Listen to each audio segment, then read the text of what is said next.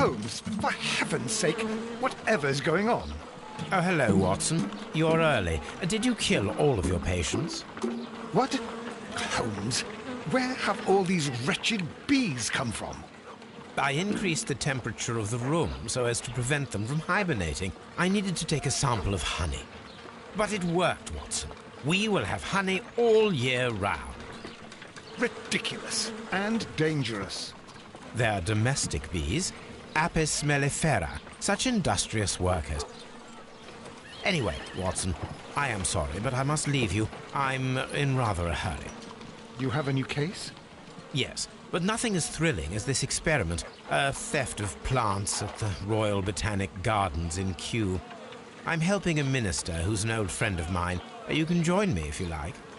Well, I'll admit that I'd far rather accompany you than remain alone here with these workers of yours. Besides, you'll need a helping hand with the flowers you're intending to bring back. Watson, however did you guess? For the great Sherlock Holmes to bother with the theft of plants. Come on, admit that you're planning to spoil your little bees with some rare pollens. Since when did I become so transparent? Let us go.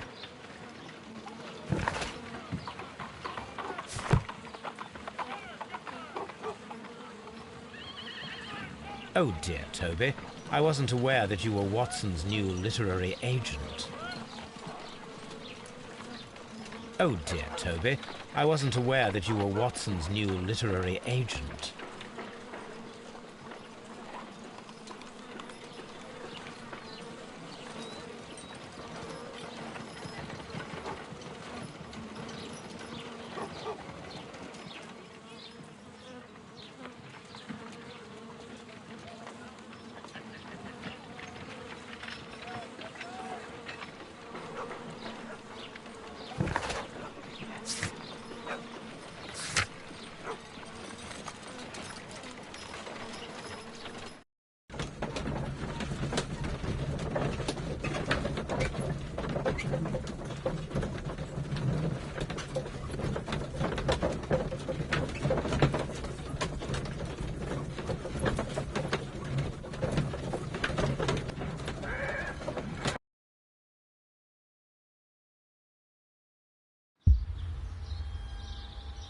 Well, Holmes, here we are at the Royal Botanic Gardens. There's no doubt that this place is beautiful. But are you really intent on investigating the theft of the plants? Yes, of course.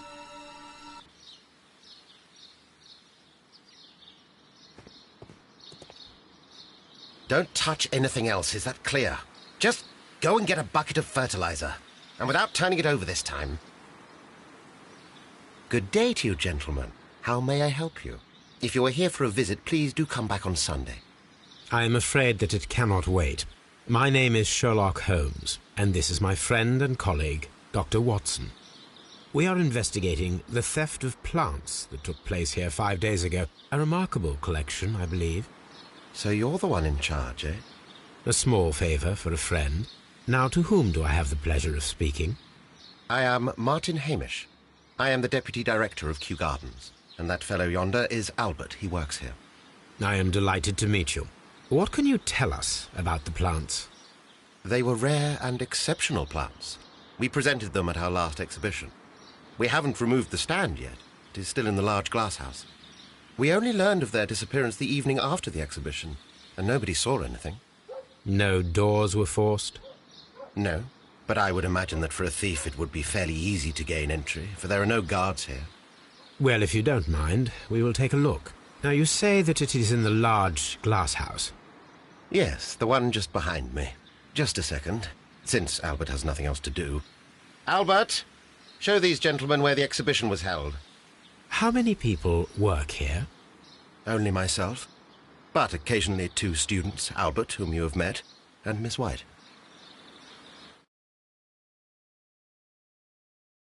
Here it is. This is the place where the stolen plants were exhibited. Thank you. Is there something the matter? Yes, there is.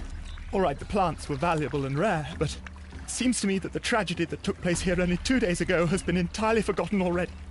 What tragedy are you referring to? My The director of Kew Gardens, Mr. Montague Dunn, he died here just 2 days ago. We're very sorry. We were not aware. The two of you were good friends? He was my father. Oh dear. Our condolences. We should not be troubling you. Please do excuse us for the intrusion. You say that he died here, in the large glass house? Holmes?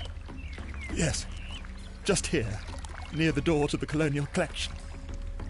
He suffered a heart attack. Just like that. So suddenly. It was terrible. Excuse me, gentlemen, but I cannot remain here. If you need me, I'll be in the reserve. That's the room next to the front of the large greenhouse. Of course, we understand.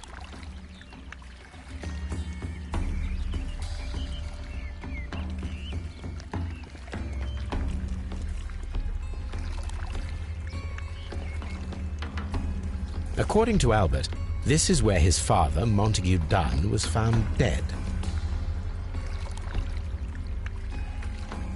This sign is broken. Something heavy was dropped upon it. This sign, blood. Someone fell violently against this sign, and they were injured in the clash, most likely a head wound.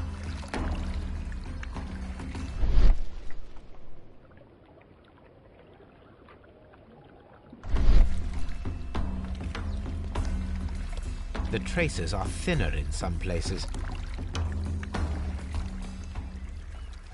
These boot marks are fresh.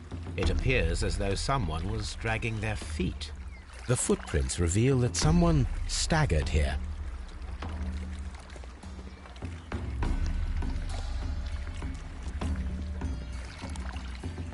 Fragments of a flower pot. It fell down here.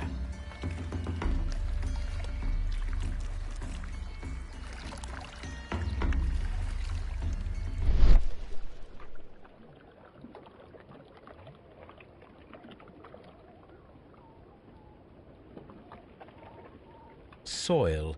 It should have come from a flower pot. The soil on the side of this flower shelf is the same as that on the ground.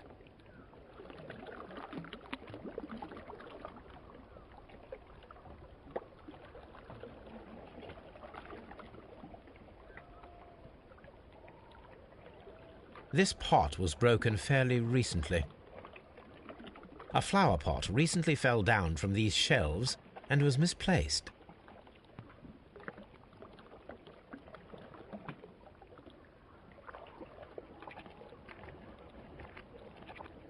The door was smashed at shoulder height. This door handle is new. It was recently changed.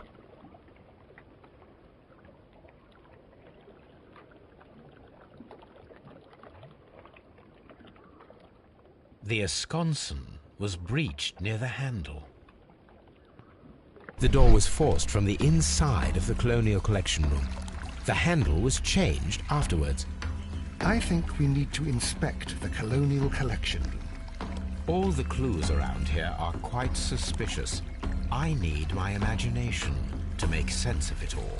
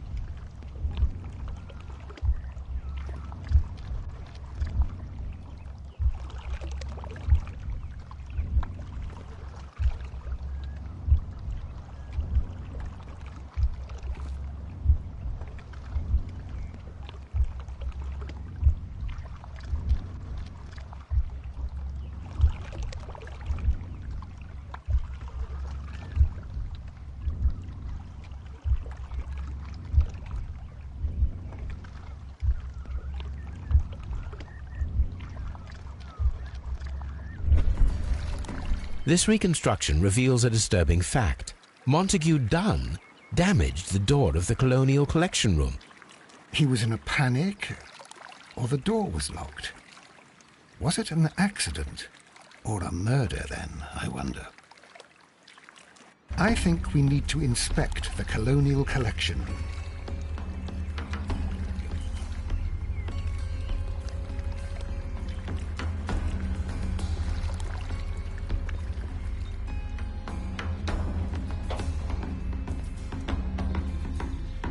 These plants come from all the territories of the British Empire.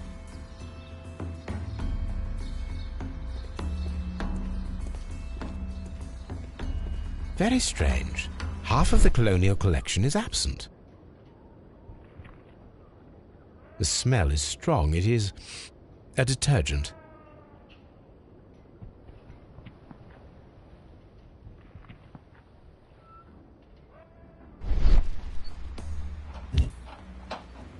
This broken fragment was the result of a heavy blow.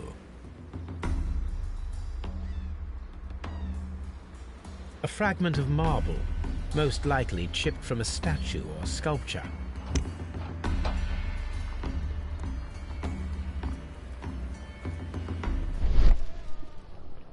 These windows were perfectly cleaned. Part of this greenhouse was emptied and thoroughly cleaned.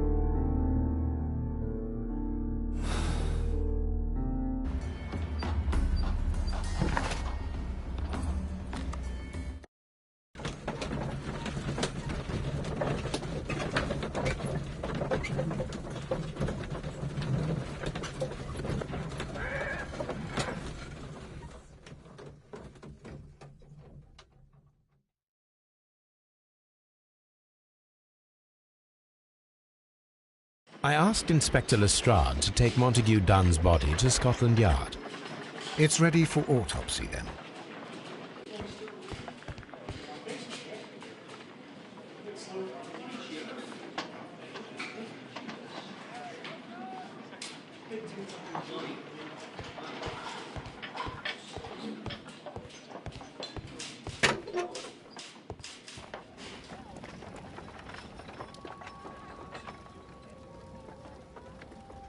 A beautiful feather pen of a good make.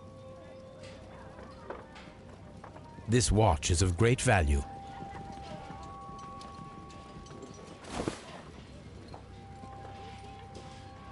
A membership card for the London Crest Club.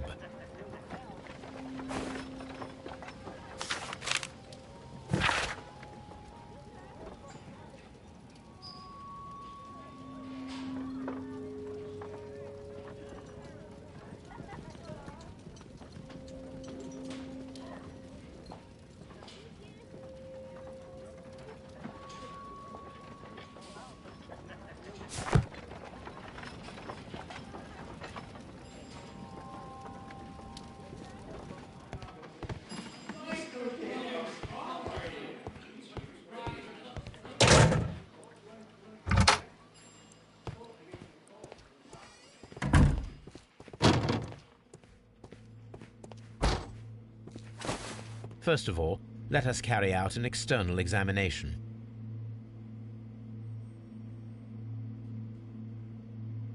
There is an injury to the skull, most probably caused by the fall in the water lily greenhouse.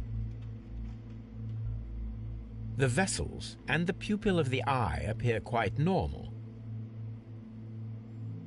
The air from the lungs carries a faint floral aroma.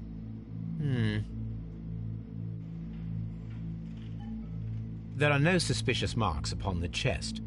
Let us finish our external examination so that we can proceed with the autopsy.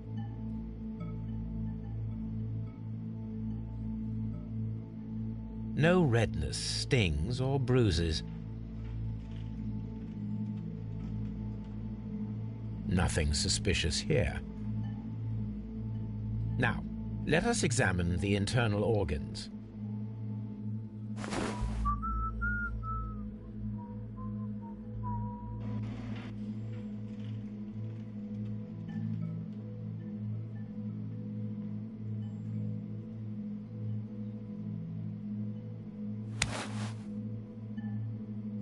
The heart's blood vessels show no pathological signs.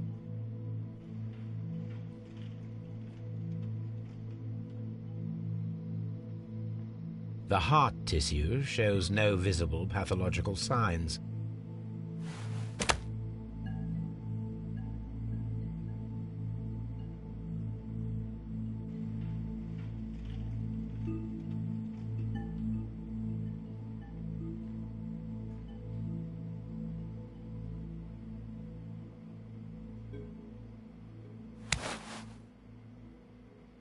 The lungs are congested and edematous.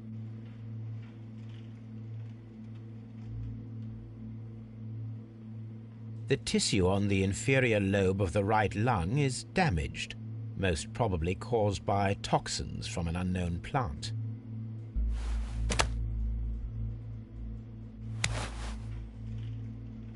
The liver is enlarged. It would seem that he was suffering from an alcohol addiction. The liver tissue is brown. There are no visible pathological signs.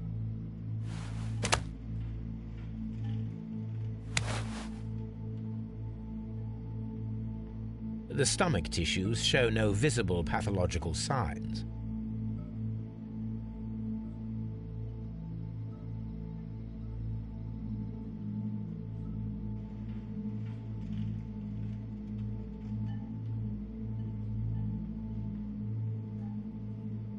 There is a small amount of content. It appears that he breakfasted lightly, only a short while before his death. My suspicions have been substantiated. Montague Dunn, the director of Kew Gardens, died from poisoning. Plant poisoning, to be more exact. You mean... Yes, it is murder. We should inform Lestrade. Yes, but do remember, Watson, that I discovered the murder. The challenge is mine. The challenge, Holmes? We need to locate that deadly plant. Such a perfect murder appeals to me. Murder of any kind appeals to you. Is that all we need to do? No. We also have the people working at Kew Gardens. Martin Hamish and the son of the victim, Albert Dunn. And also Miss White, of whom we spoke with Mr. Hamish. Should we bring them all here for interrogation? No. A few innocuous questions at Kew will suffice, as well as a discreet delve into their personal affairs. Yes, Watson, it is time now to open the doors. Even those in the staff building? I suppose that is necessary. We should also be concerned with the victim himself. After all, we don't know very much about Montague Dunn. You're enjoying this already, aren't you? More than a little.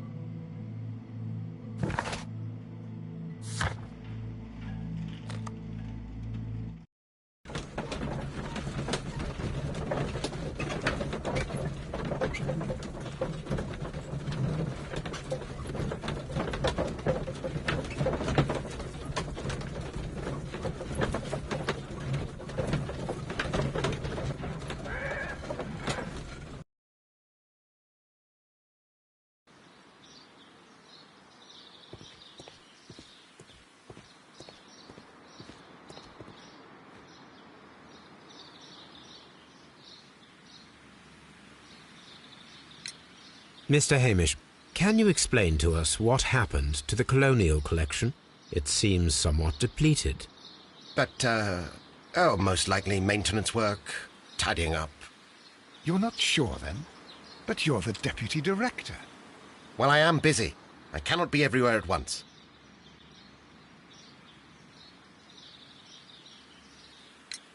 Albert told us about the tragic death of Mr. Dunn, the late director of Kew Gardens.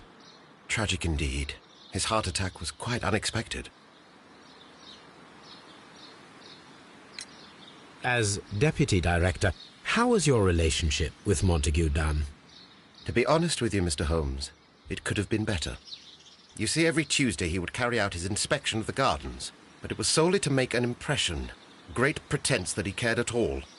He would give out absurd orders, ignoring anyone else's opinion. He would then disappear for the rest of the week. He was what some might call a man of action. I'd say rather he was overzealous and chaotic.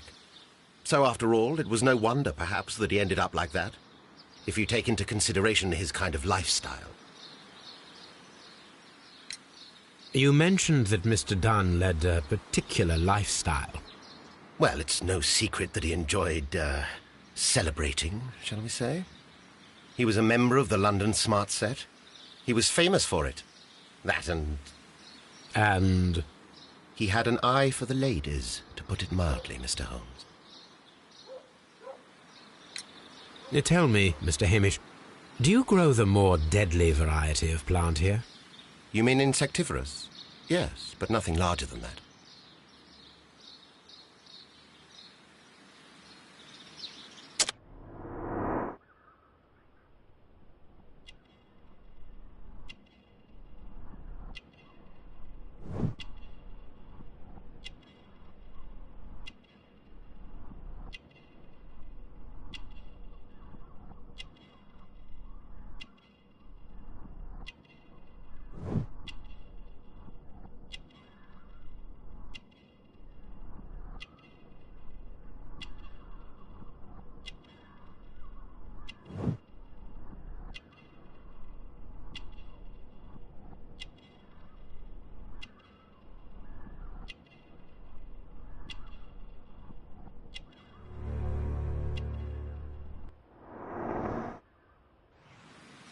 Thank you, Mr. Hamish. We shall continue our investigation.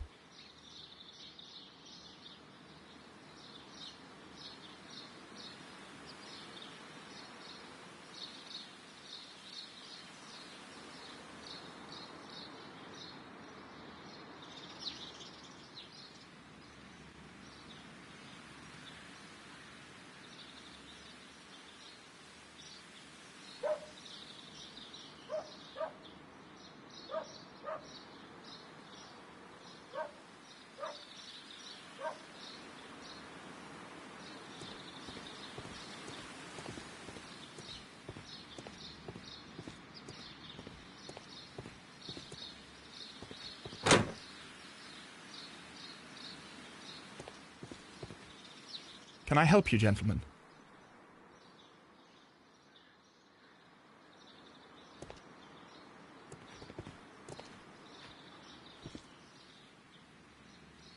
A task list for Albert, compiled by Martin Hamish. Sweep out the palm house, scrub the toilets, clean the storage shed tools.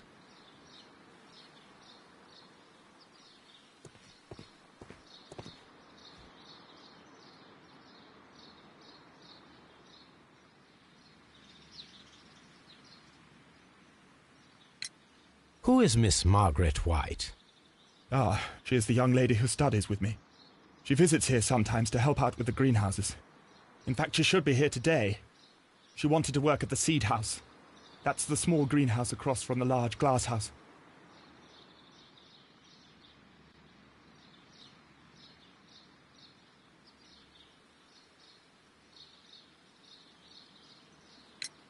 Do you work here? Yes, but part-time only, for I'm also studying botany at the University of London.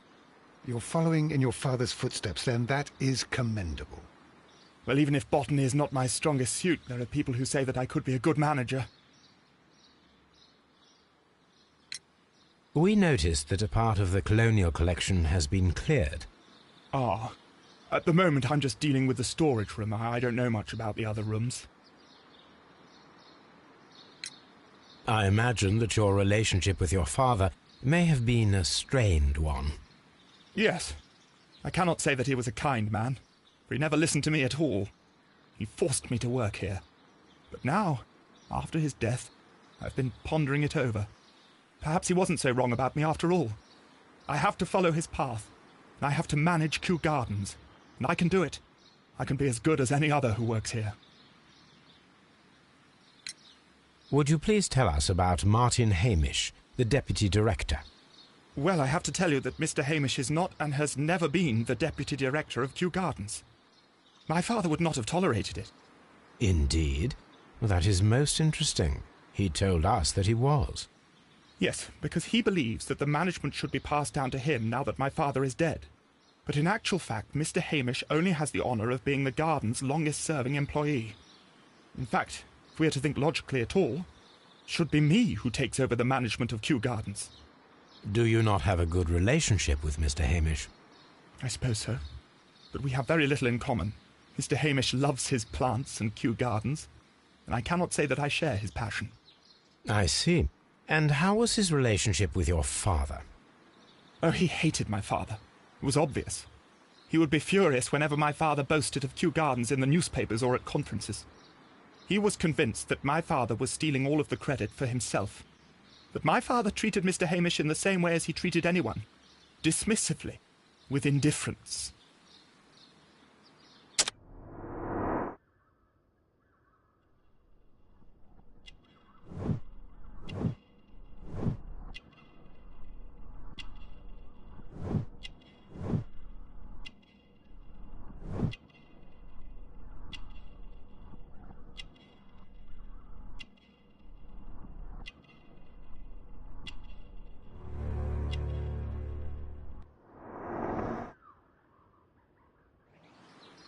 Thank you, young man.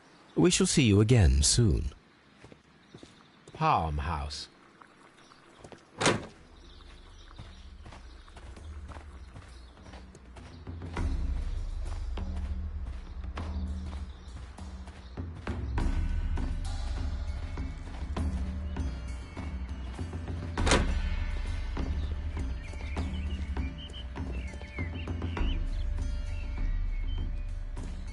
According to this, they have light and moisture control in some parts of the building.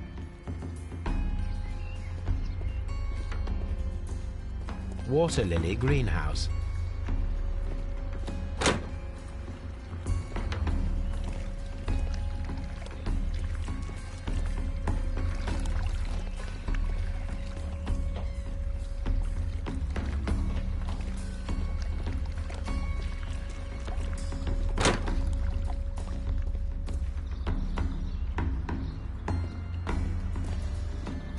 According to this, they have light and moisture control in some parts of the building.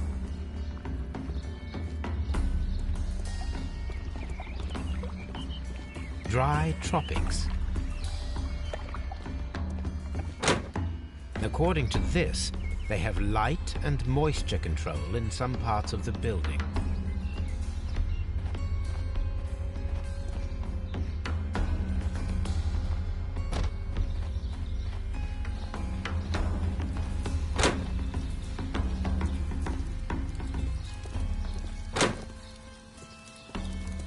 There is a smell of burning.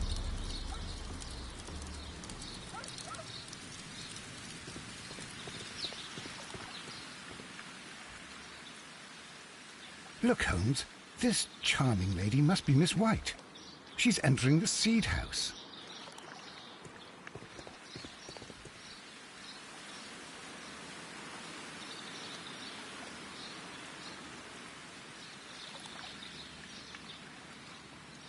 Colonial collection.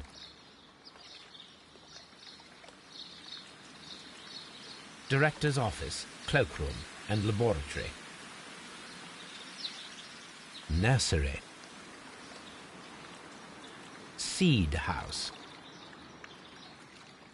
Ventilation system. Dry tropics.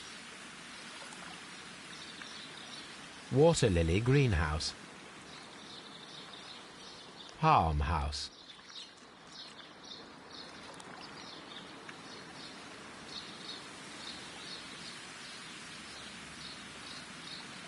A map of Kew Gardens.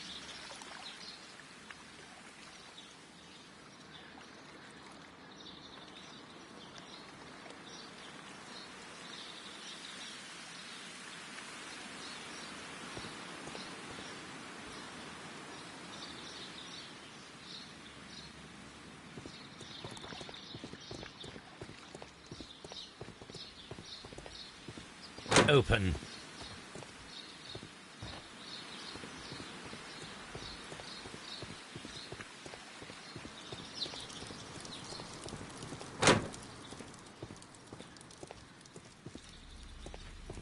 Dry tropics.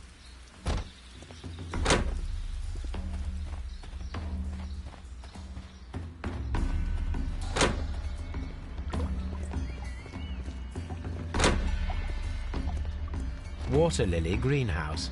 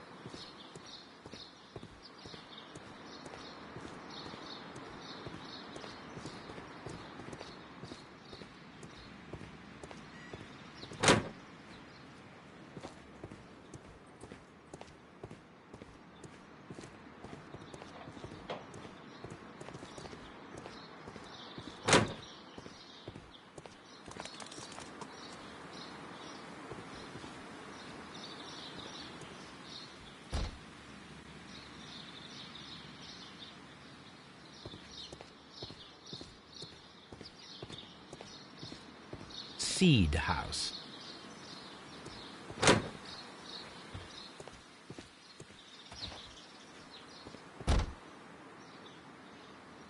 Good day to you, miss. You have some very beautiful plants here. Why, thank you, sir. And good day to you, too. But... Oh, I do beg your pardon. My name is Dr. John Watson. This is my good friend, Mr. Sherlock Holmes. I am honored to make your acquaintance, gentlemen. My name is Margaret White. Excuse me, but are you Sherlock Holmes, the great detective? Yes, I am he. What a pleasure to see you here at Kew Gardens. Are you working on a case?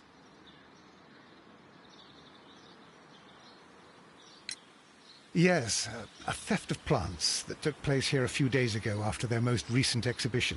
Oh yes, of course. I quite forgot about that. Oh, it's quite understandable that you might forget about the theft of the plants, miss, after the tragedy that took place here. Yes. The director was a truly good man. It is such a terrible misfortune. Would you happen to know why part of the colonial collection was cleared? No, I have never been there. Do you work here? Part-time only. I am a biology student at the London University. I attend the same classes as the son of Mr. Montague Dunn. That is how I found my chance to work here for part of my thesis, you see. It is a great honor. How well did you know Mr. Montague Dunn? He was a master, a great leader. I saw him almost as a spiritual father. He had an exceptional nature? Oh yes, indeed. He was always so active and so optimistic, and very nice to me. Although he could behave harshly towards his son. Why so? He loved his son dearly and wanted the very best for him. It made him extremely demanding. Albert, who is naturally shy, suffered because of it.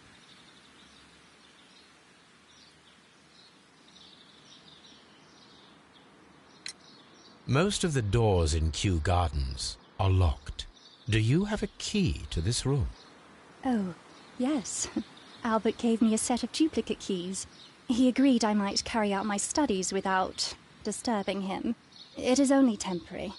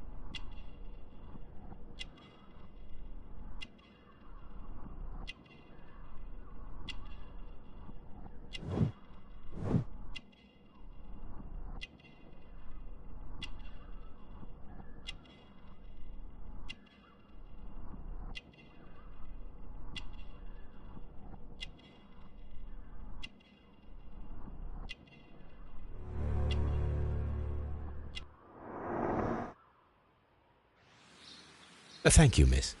None of the 3 people who work at Kew Gardens know why half of the colonial collection was cleared. So, someone is lying. It is obvious.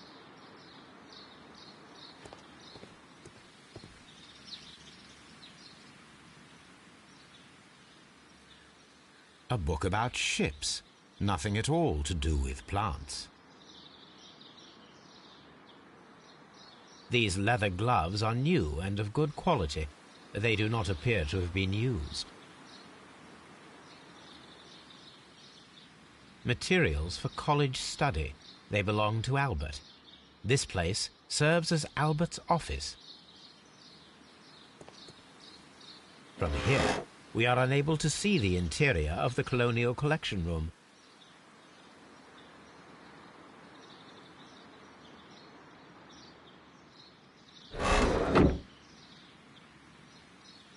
This is one of the outlets of the ventilation system.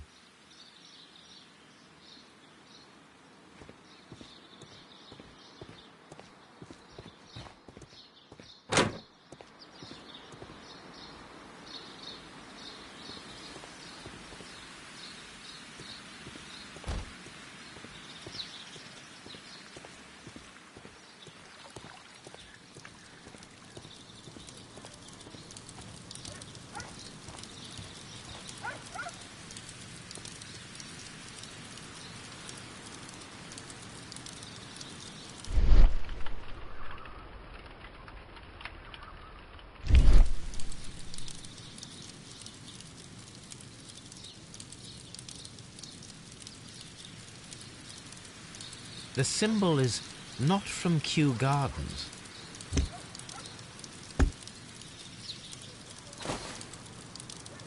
A protective mask.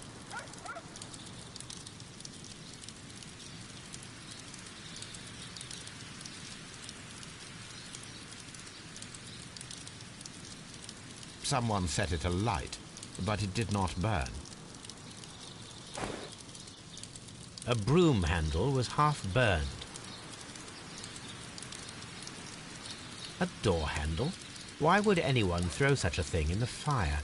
The door handle to the Colonial Collection and that of the fireplace are made of the same material. the remains of a picture frame.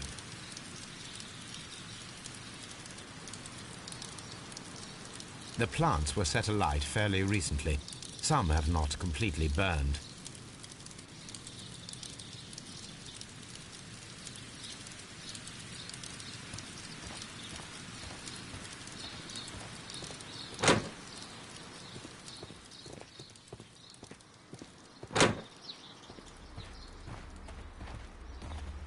These flower pots are beautiful.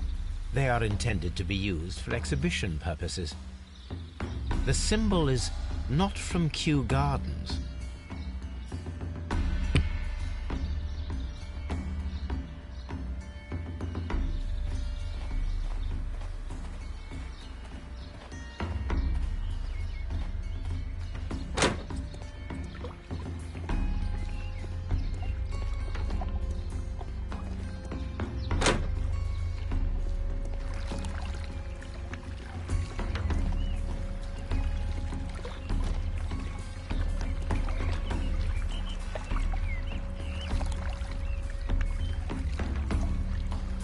Here is a list of the stolen plants.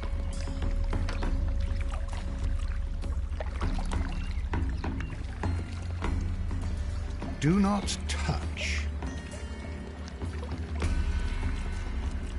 The plants were here. All of them were stolen.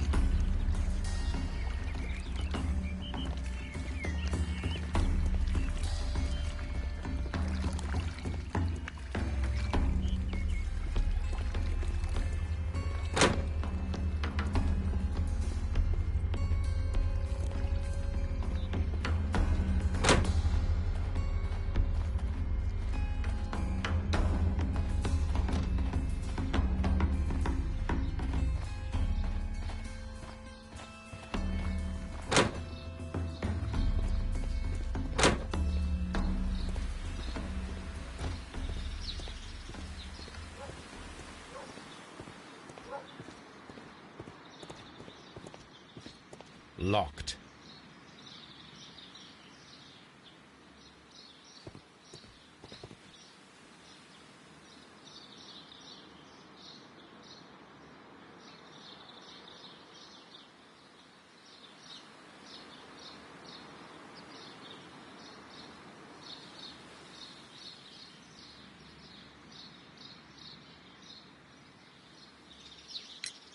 Mr. Hamish, can you tell us who holds the keys to the locked greenhouses?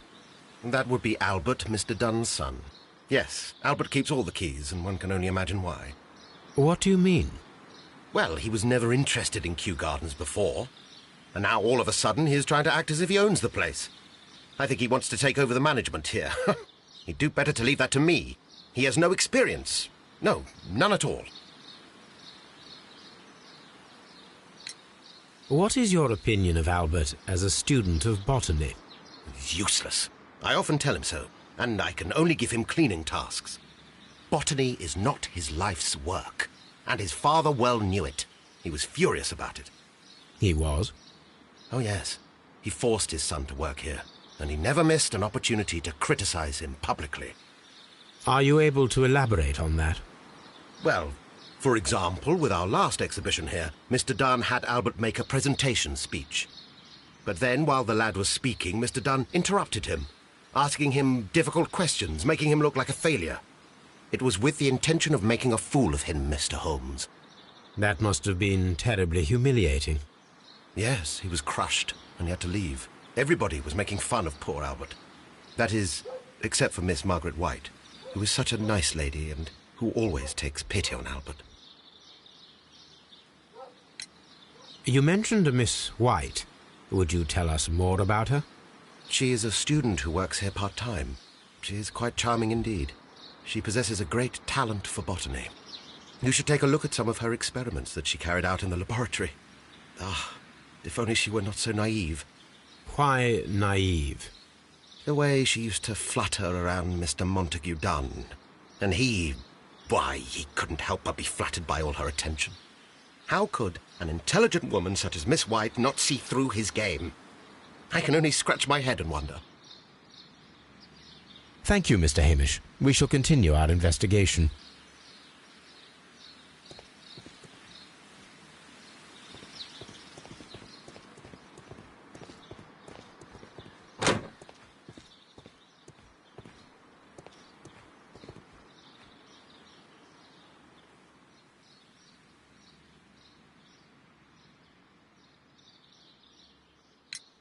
Do you hold the keys to all of these locked doors?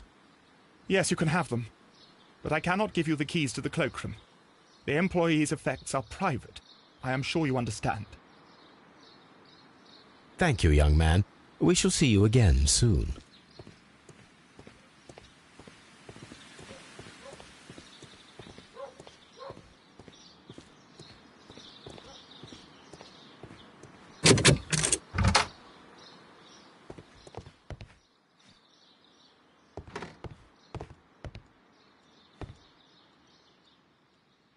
Champagne. Montague Dunn had good taste. French wine. A remarkable vintage.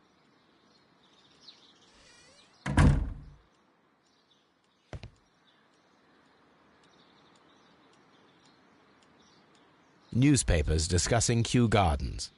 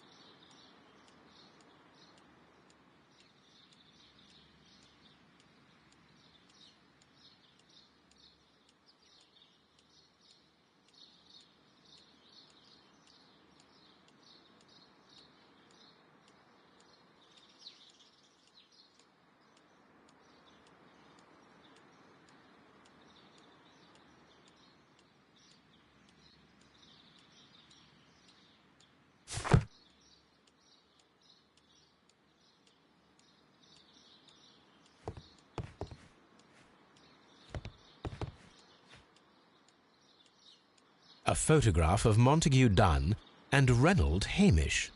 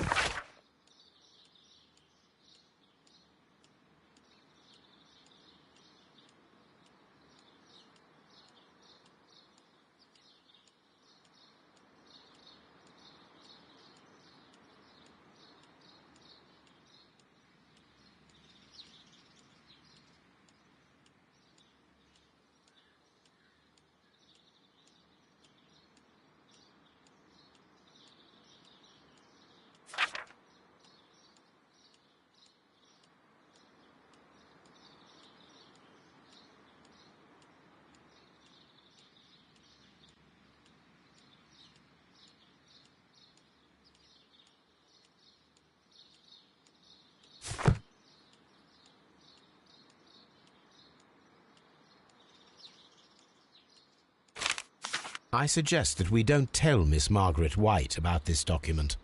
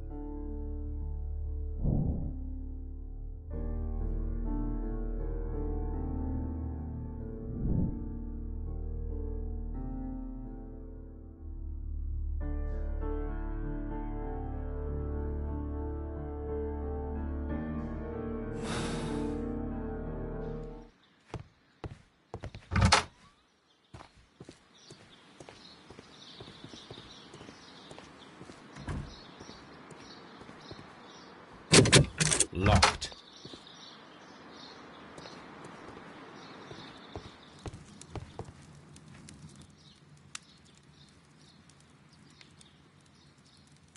Such masks are generally worn when dealing with toxic chemicals. Gloves, waterproof aprons, everything one might need for self-protection. Do they grow dangerous plants here?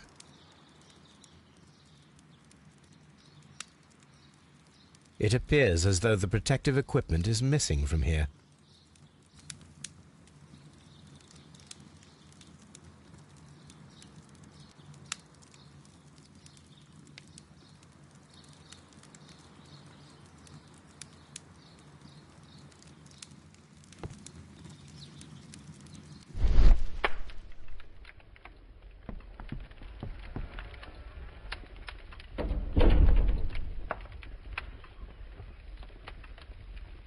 There was a bottle here.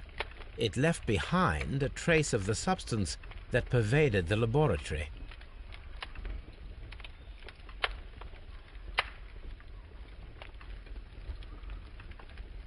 Gold dust? Good heavens. What's it doing here? The gold is almost immune to chemical attacks, so it may be a valuable auxiliary for various experiments. But why would anyone perform such experiments in a botanical garden? Several drops of the substance were spilled. Someone carried this bottle around.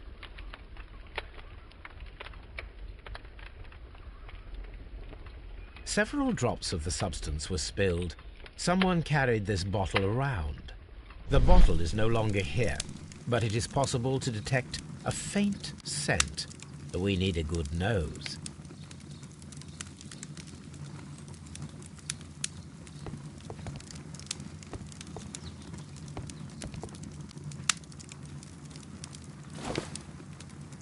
A botany book.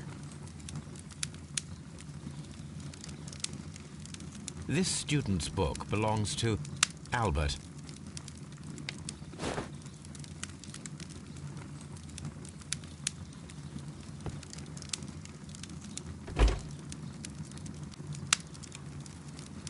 Chemicals, a sufficient quantity for some serious experiments.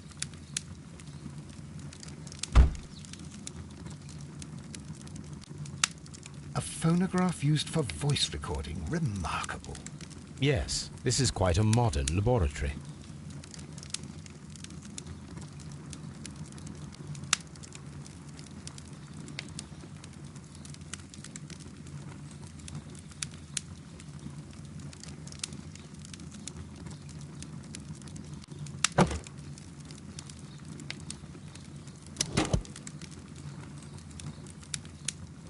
Martin Hamish's perception of plants. The notion of communication in the plant world has long been considered marginal, yet I remain convinced that some plants do indeed transmit chemical signals in the event of attack. A study report by Martin Hamish.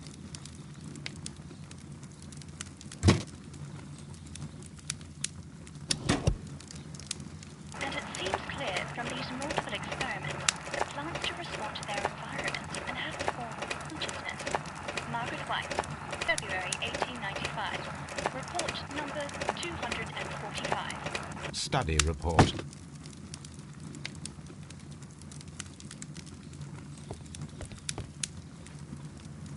This is a table for experiments. It resembles my own. Only this one is kept in good order, Holmes.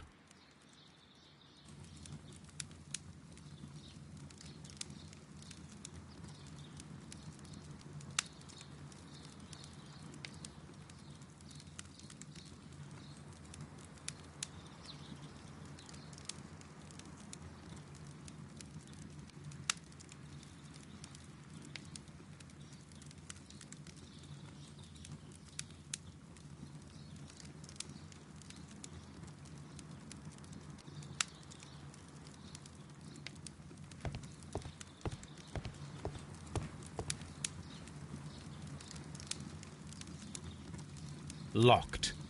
Holmes, Albert Dunn didn't give us the key to this door. It does not matter. We will open it.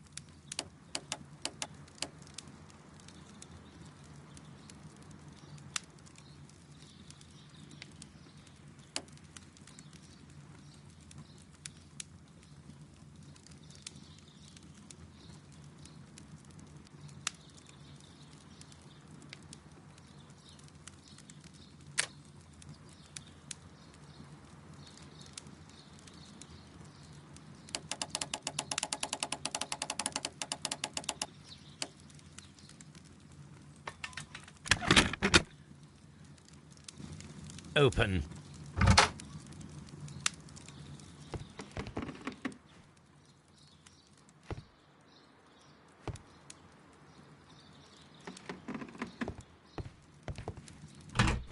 Albert's locker.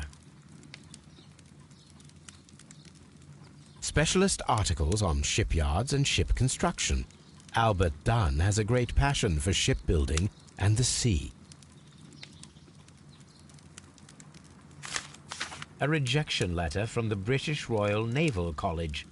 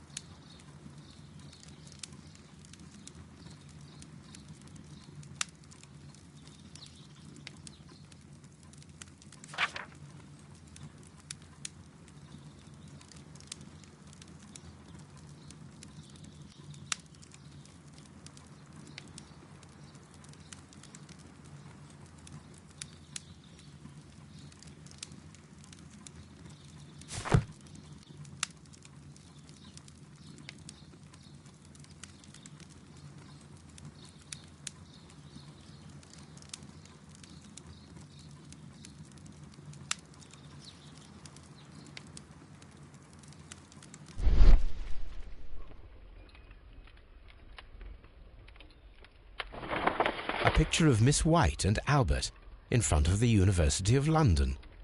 And they seem to get along.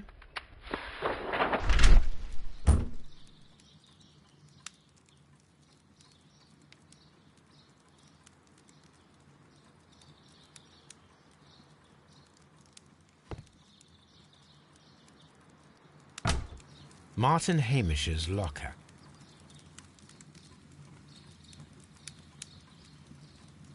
Martin Hamish studied chemistry.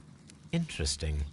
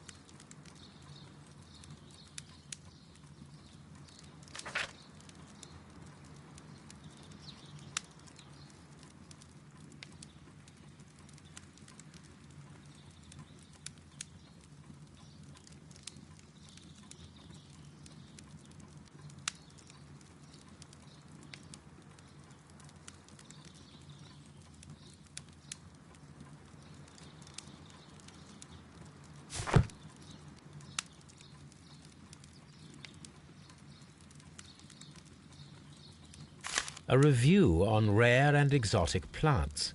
Martin Hamish has written several pieces.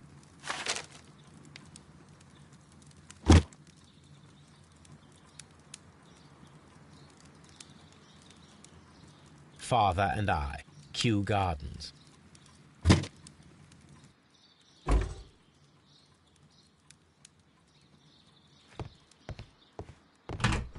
Miss White's locker.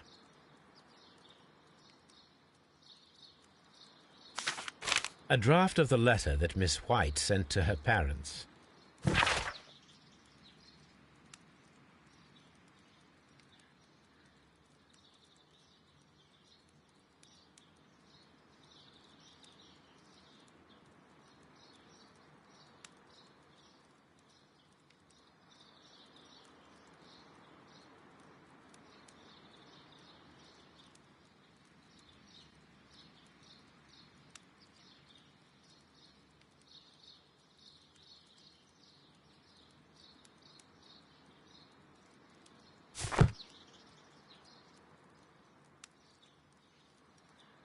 Apparently, Miss White is a capable student.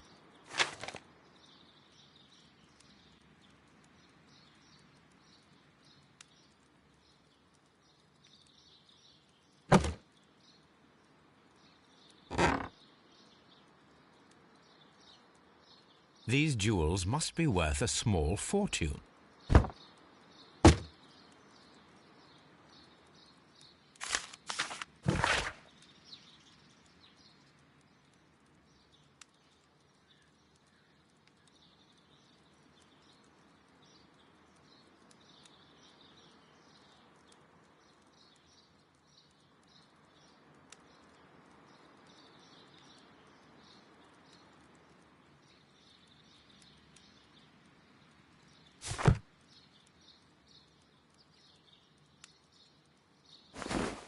A vanity purse.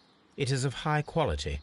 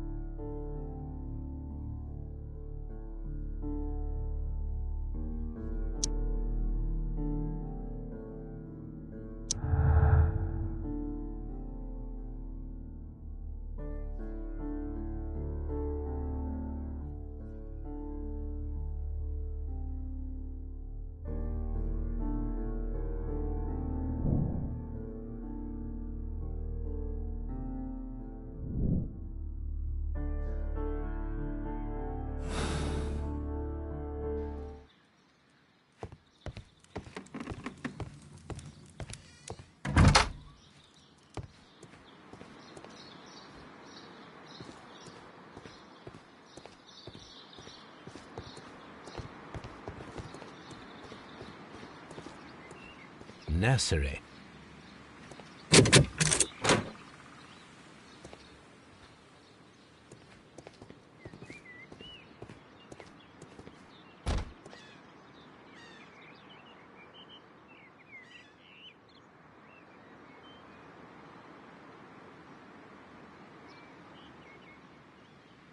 A glasses case. It is empty.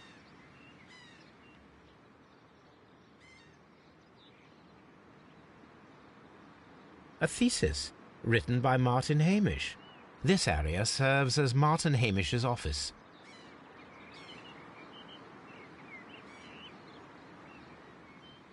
We can see the interior of the Colonial Collection Room from this window.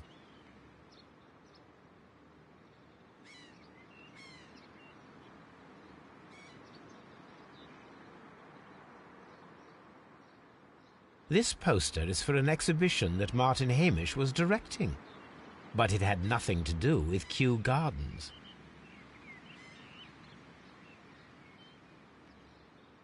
This certificate belongs to Martin Hamish. He won a horticultural competition.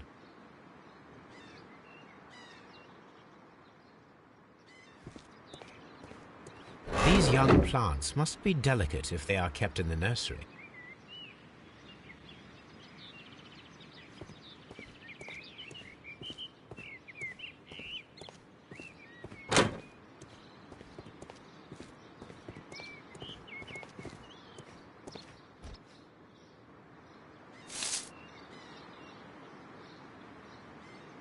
It is a bust of Montague Dunn.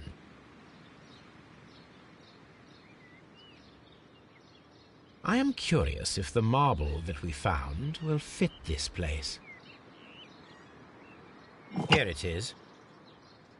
The marble fragment that we found in the Colonial Collection Room is what they have in common.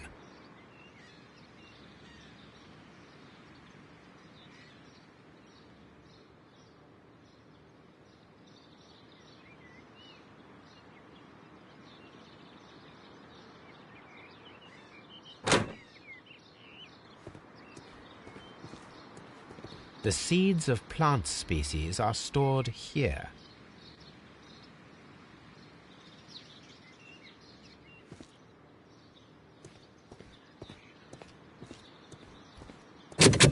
Locked.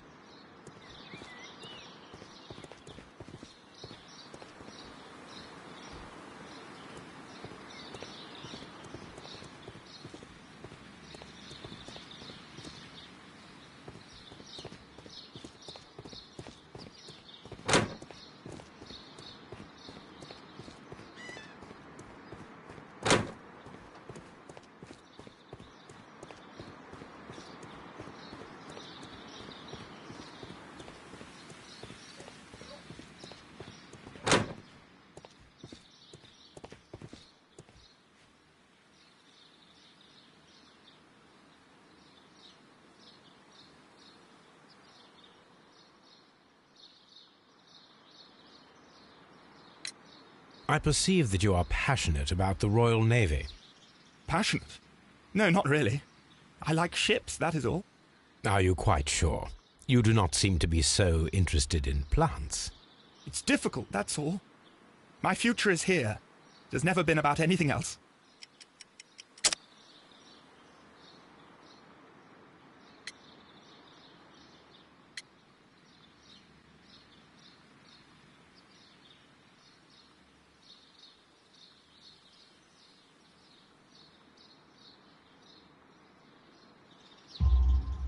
And yet I know that the Royal Naval College rejected your application. Ah, you truly are as clever as they say. Yes, that's correct. And in fact, my father was strongly against the idea. He did his best to ruin my plans, although I almost did succeed. But my dreams were shattered, Mr. Holmes. Thank you, young man. We shall see you again soon.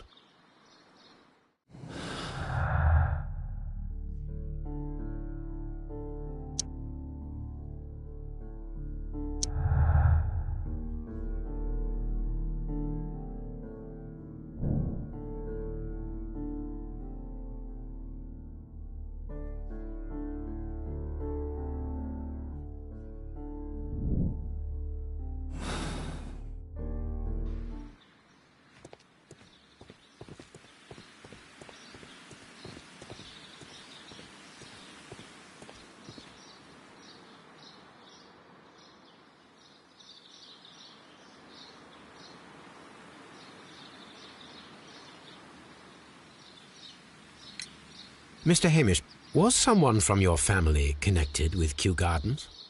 Family? No. I'm the only one with a passion for botany.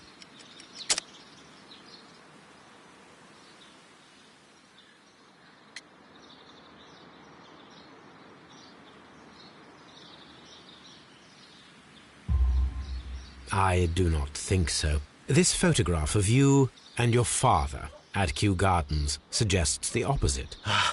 But you have no right to. Do tell us more about your father. He was, indeed, the greatest botanist of his time in the British Empire. He worked together with Montague Dunn until the end of his life. He brought me in at the age of 12. Did he get on well with Mr. Dunn? No, I couldn't say that.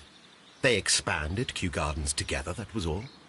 And it was all my father's work, for Dunn always lived the high life.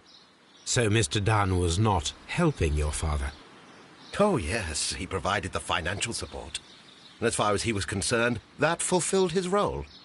But the worst of it was, he declared himself as the master of Kew Gardens. Fame meant nothing to my father, so it was easy for Mr. Dunn to take all the credit.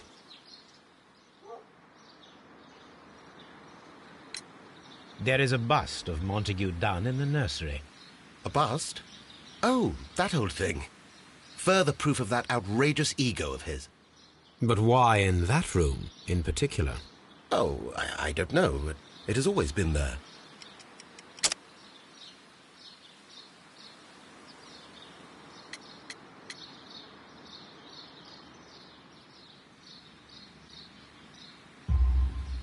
It is strange, because I recovered a fragment of the bust inside the Colonial Collection Room.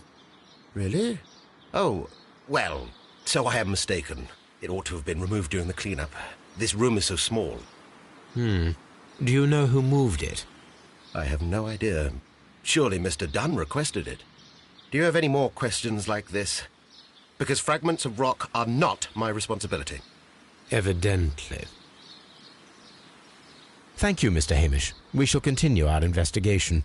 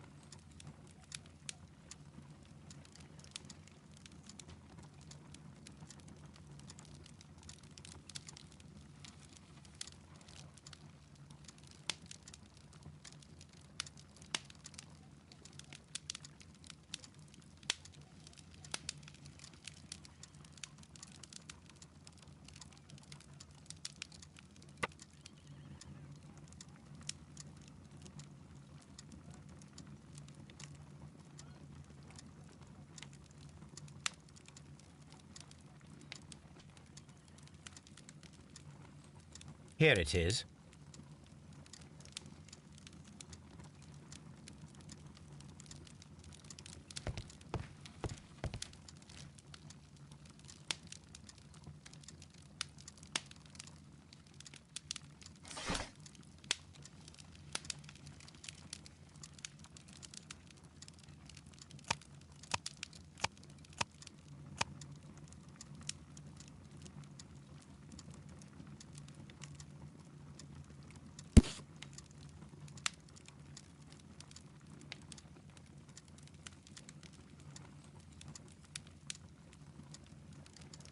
Here it is. The Divine Syndicate is not a supplier to Kew Gardens. Besides, there is no address here.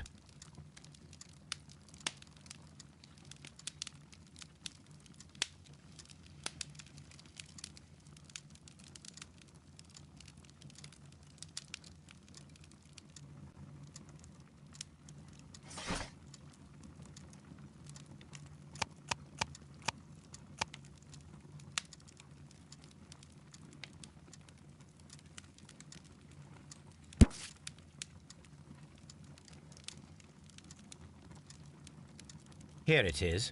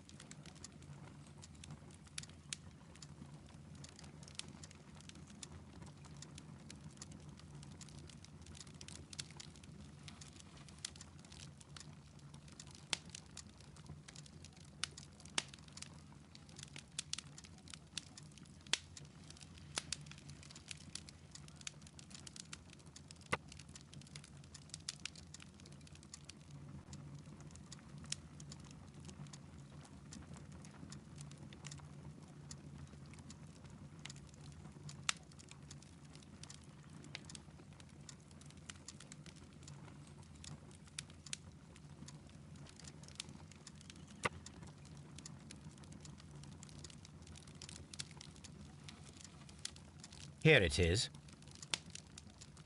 And here is the Divine Syndicate's address. Perfect. It is time to find out what they have against Montague Dunn.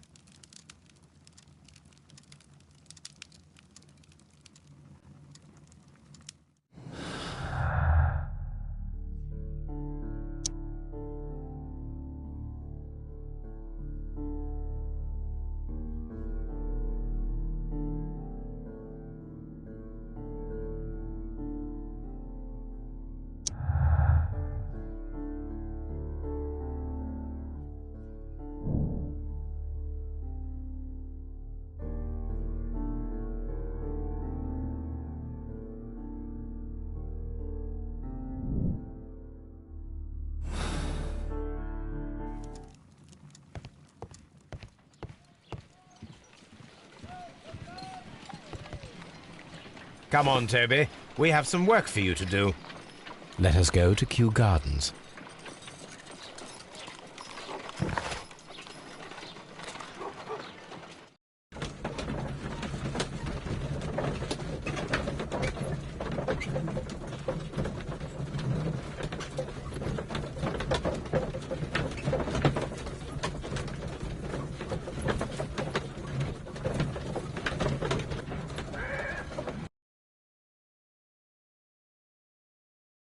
Let us take Toby to the laboratory. He will pick up the scent of this mysterious substance. Search, Toby. Search.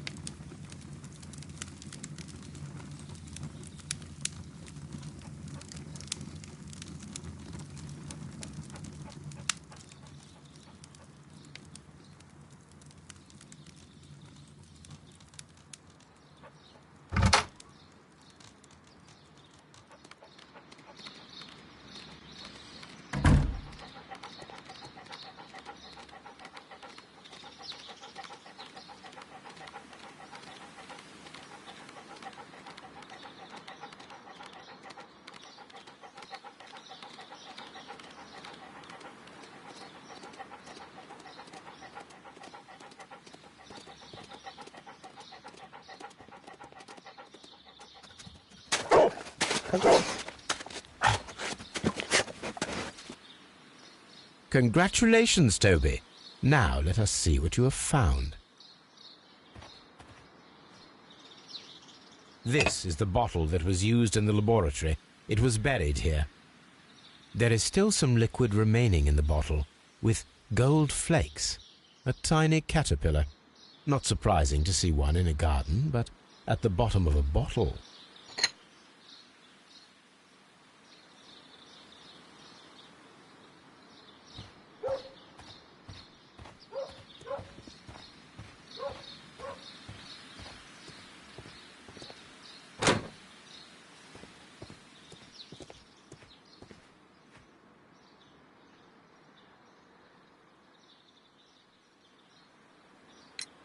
Tell me, have you ever heard of the Divine Syndicate? No, I cannot say that I have. Thank you, young man. We shall see you again soon.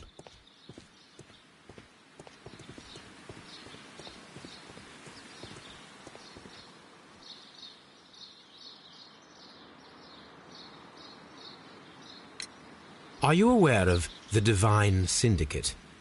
The Divine what? Is this a joke? No, I am quite serious. What a ridiculous name. Anyway, I have never heard of this syndicate. Thank you, Mr. Hamish. We shall continue our investigation.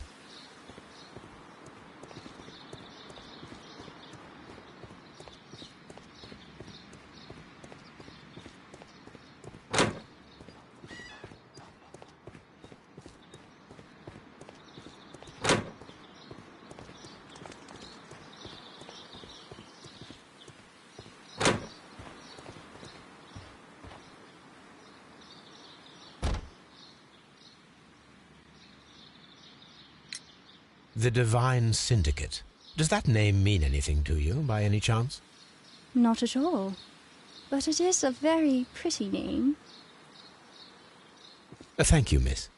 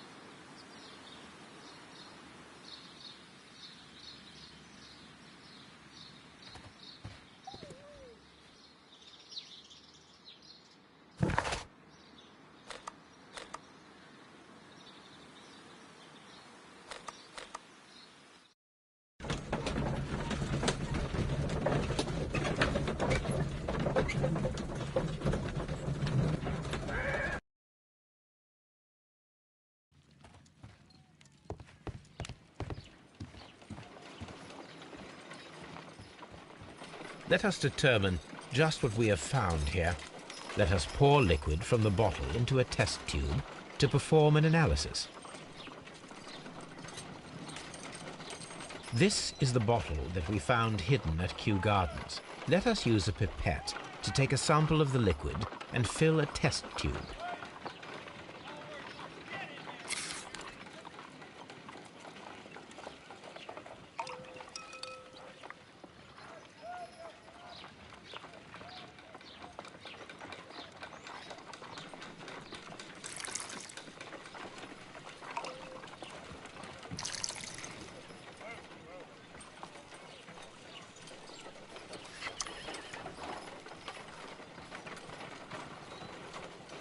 A colorless, water-based liquid.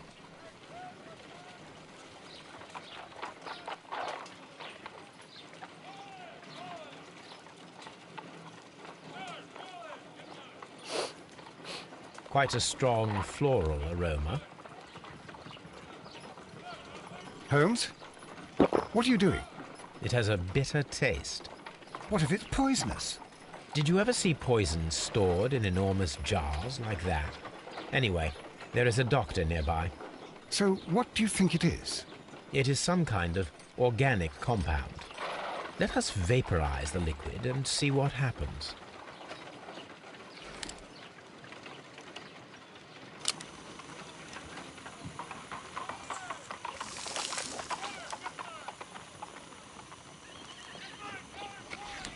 Small, colourless crystals. Colourless, tiny crystals that are soluble in water, with a floral smell and a bitter taste. Watson, could you pass me that small bottle, please? Of course. Here you are. Holmes, do you know what it is? Wagner's reagent. There was a label on the bottle that you passed to me. No, Holmes, I meant the bottle that we found. Let me add the reagent and see if there is any sediment, and then I shall tell you.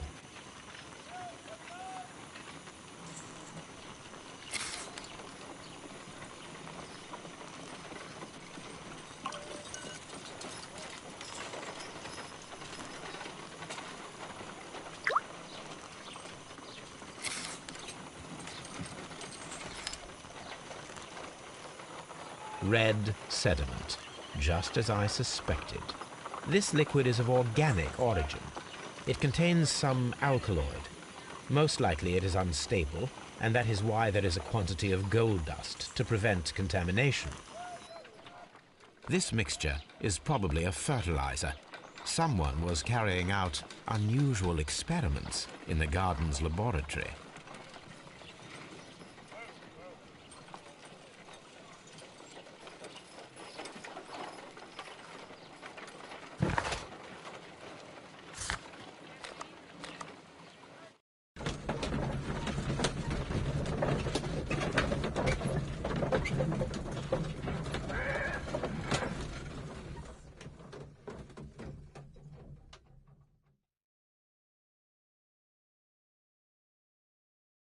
This place is beautiful, Holmes.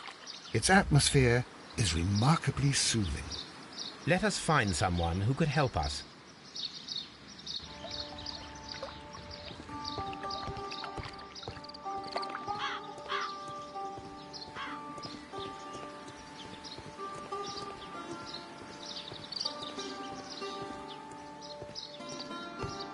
Locked.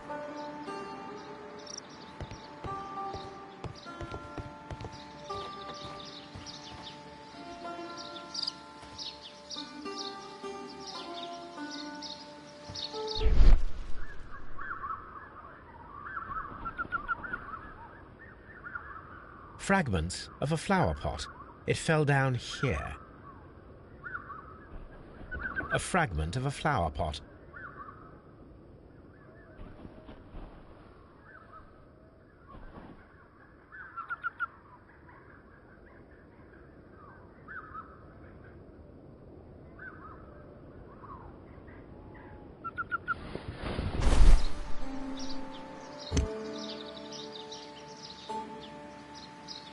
The Kew Gardens symbol.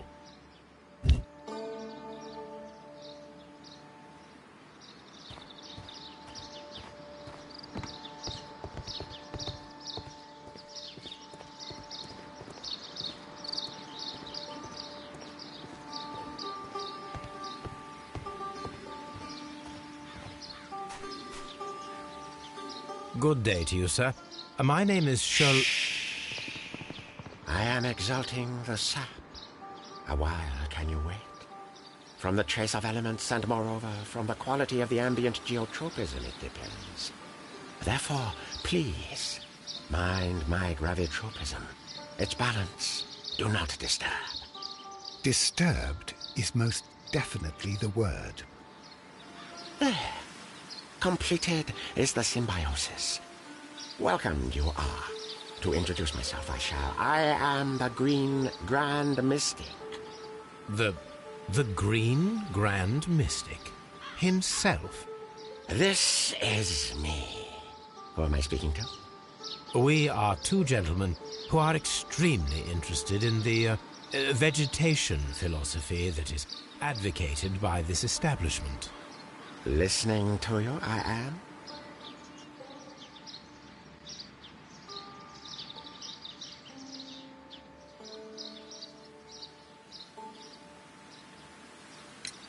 We should like to take a look around, to immerse ourselves in the wisdom that emanates from here. It is a school of anastomosis, the divine scholastic syndicate for vegetation veneration and meditation. You may say, the divine syndicate. Glory to the eukaryotic. Only true devotees, those whose hearts are ready to spermatophize in sharing of knowledge, are permitted to physically enter our vegetable kingdom and its wisdom. And to be permitted, you must earn it. Yes.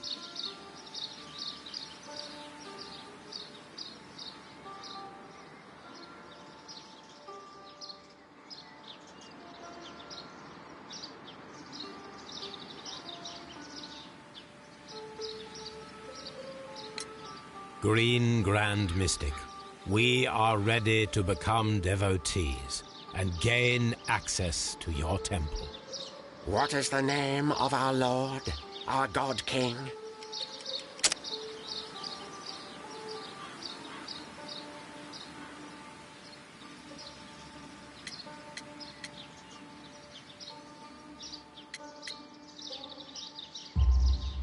Our God King's name is Treewan, Green Grand Mystic. Oh la, good, I like you. Here is the holy key to the wisdom place. Holy donation can you make whenever you so wish. Thank you so much. I pray you to taste our fertilizer substance. From the burdens of life it helps to free. But of course. Raw sap, it is called. It is near the entrance.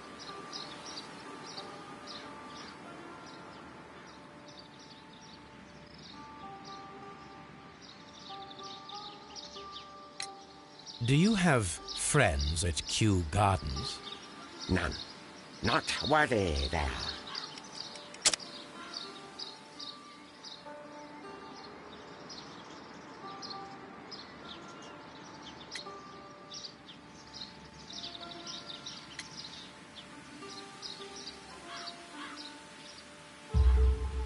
Nevertheless, we have seen Kew Gardens flower pots in your yard.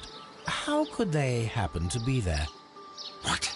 Our sacred place you permitted yourself to search? Sacrilege. No, really now. There was a theft of plants at Kew Gardens a matter of days ago, and we believe the pots we found here may be connected with it. Please tell us, were you involved? No. Those plants were ours. They had stolen them from us.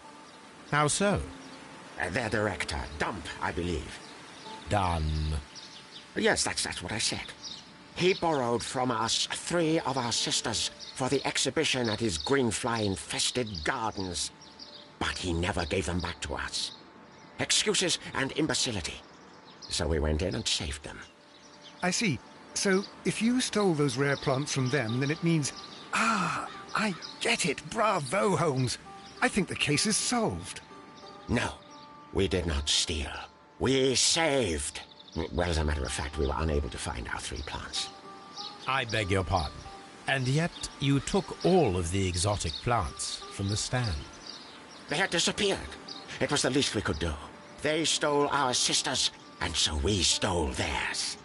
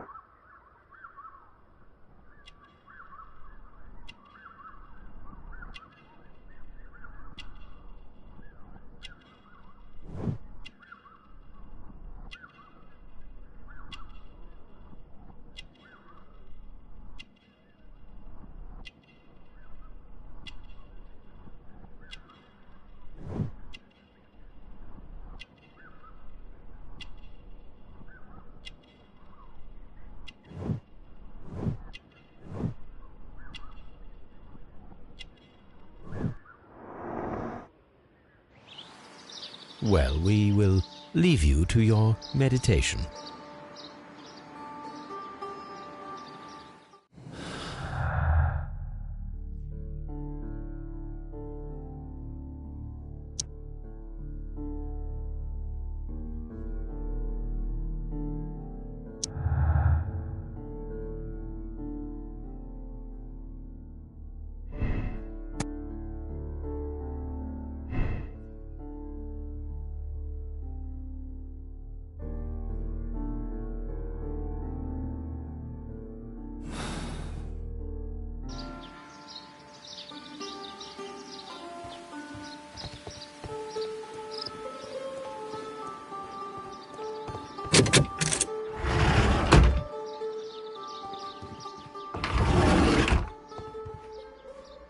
That should be the raw sap that the Green Grand Mystic spoke of.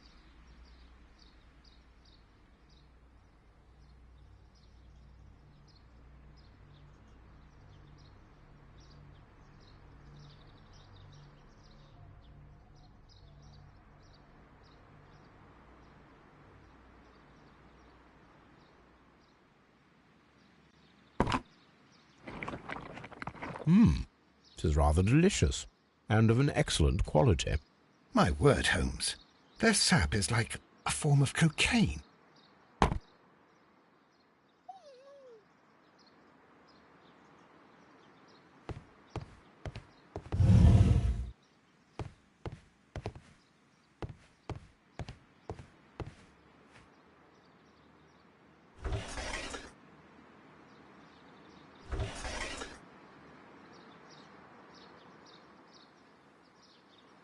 Caterpillars. They are raised as food for certain plants. Let's take them.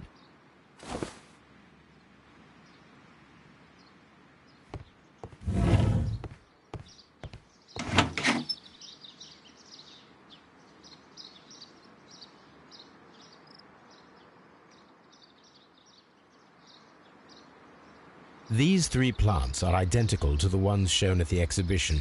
I shall take them.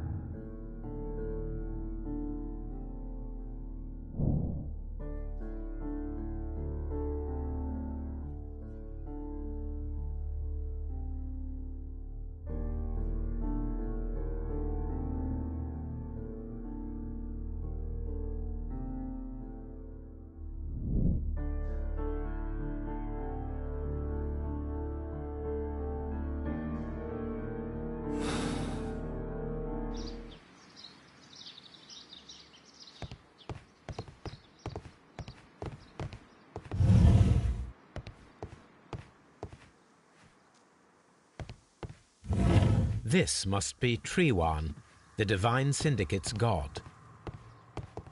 This door is locked, but I can try to open it.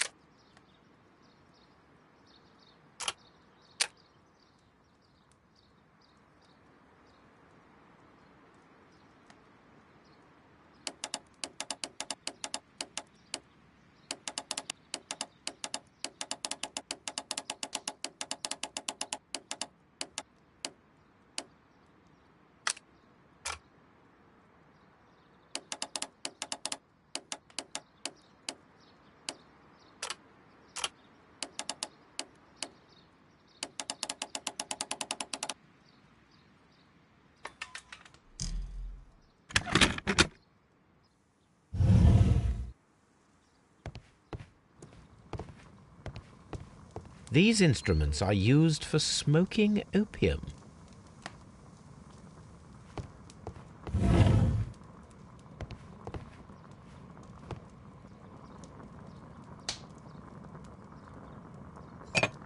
This substance is an alkaloid, the same as in the bottle we found in the bushes at Kew Gardens. Perfect, Watson. We can begin our experiment.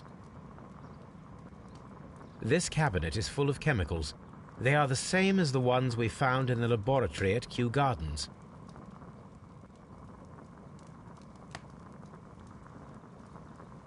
That would be enough to perform the most difficult of chemical experiments. A vast amount of opium.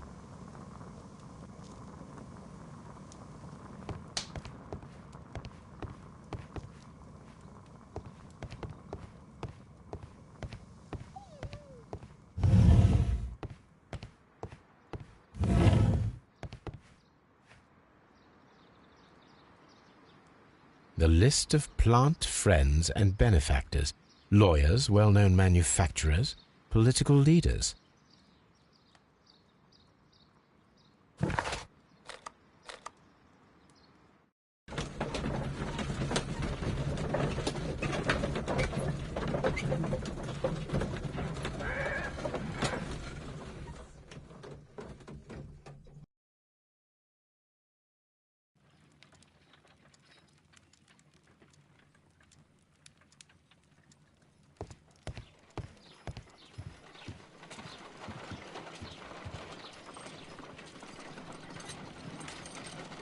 I imagine that one of these plants would be capable of releasing a toxic vapor. I need to find out exactly how it could be done. I shall begin now. Watson, if you are at all optimistic to have dinner this evening, then I'd recommend that you put on the gas mask.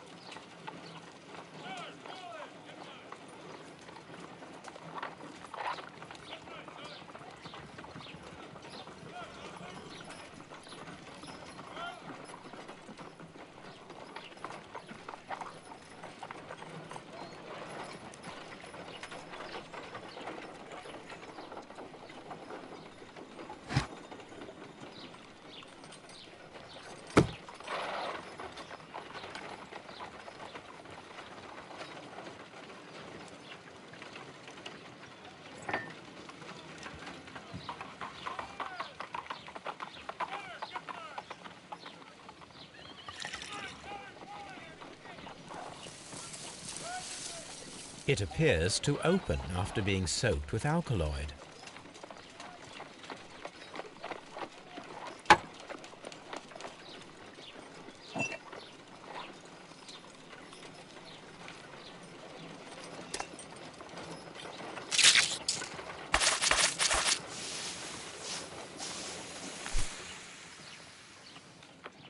Toxic gas with spores. Extraordinary.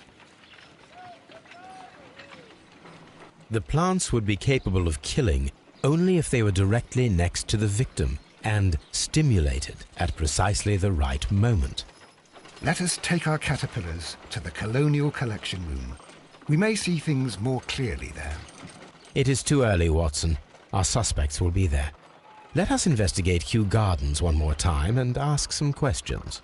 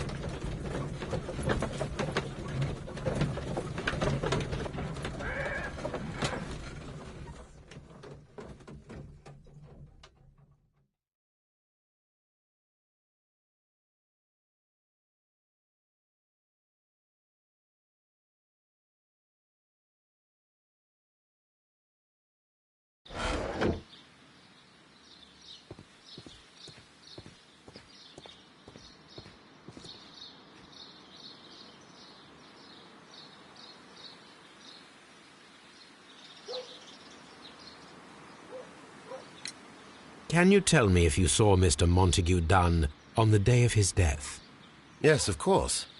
I met him, and we went to see Albert, his son, at around 9:30. He appeared quite calm. What were you doing on the morning of the accident? After paying multiple visits to Albert, I had a little talk with Miss White. Then I returned to my desk to complete some paperwork. Suddenly I observed that Mr. Dunn was not feeling well, so I ran immediately to fetch Albert. I clearly remember that it was around 10:30, for I was late that morning. Thank you, Mr. Hamish. We shall continue our investigation.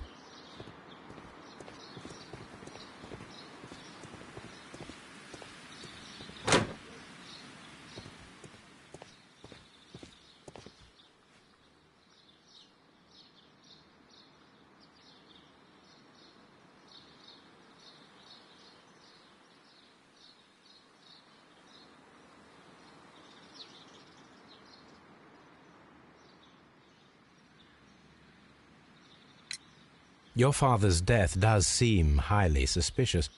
What were your movements here on that day? Suspicious? Well, I was working in the seed house, taking care of something, or Lear Pontus, or... No, wait. Ah, these Latin names. and I spent so many hours trying to memorize them. Did you see your father that day? Yes, he came here with Mr. Hamish for his weekly visit. There was nothing unusual about that. And then? Nothing. They stepped out to the backyard. It was perhaps 20 minutes before 10 o'clock. Then about 10 minutes later, I saw my father heading for the dry tropics room while Mr. Hamish returned here.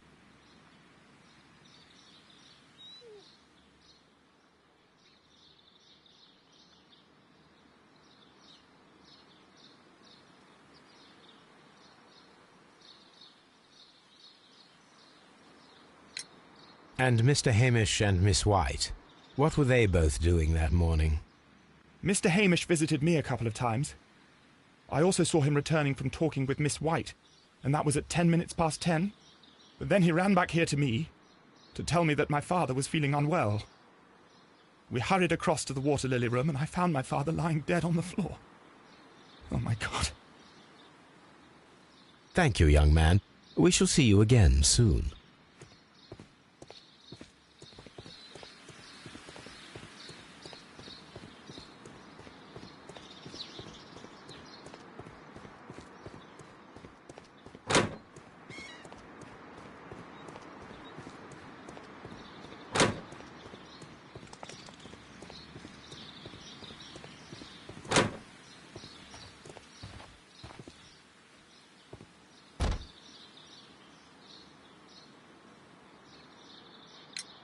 Can you tell me what Mr. Dunn was doing upon the day of his death?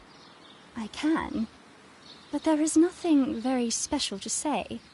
I was in the laboratory when I saw Mr. Dunn heading towards me. Tuesday is the day of his weekly visit. It was supposed to be at 9, but he was 10 minutes late, as usual. And then? Well, he came in to say good morning. Then I saw him spend 2 or 3 minutes by the plants outside the laboratory. After that, he ran out in the direction of the nursery, where Mr. Hamish was working. He was always in a rush during the inspection, you see. I would pity anyone who stood in his way. And that was the last time you saw him? Yes. I stayed in the laboratory until 20 minutes to 11, when I heard the cries of Albert and Mr. Hamish from the large glass house. I joined them as soon as I could, for I knew that something must be very wrong. What exactly were you doing in the laboratory? I was recording an experiment for my thesis. I only stopped my work once when Mr. Hamish visited me briefly around 10 o'clock.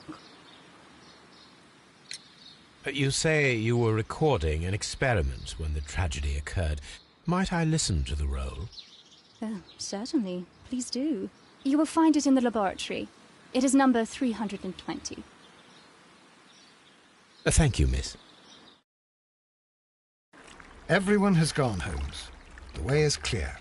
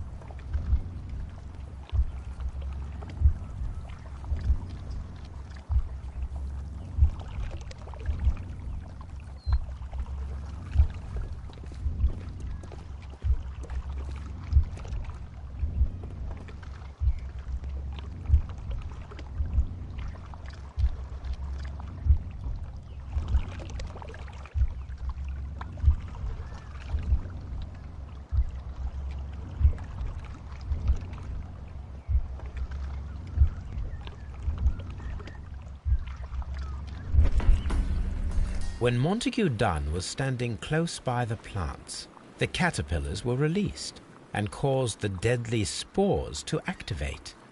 Panicking, and likely already half asphyxiated, Montague Dunn started back and knocked over the bust. He rushed to the door, but it was locked. He had to force it open with his shoulder. We already know the outcome. Montague Dunn collapsed and died not far from the pool. Well, it is time to perform our experiment on the ventilation system.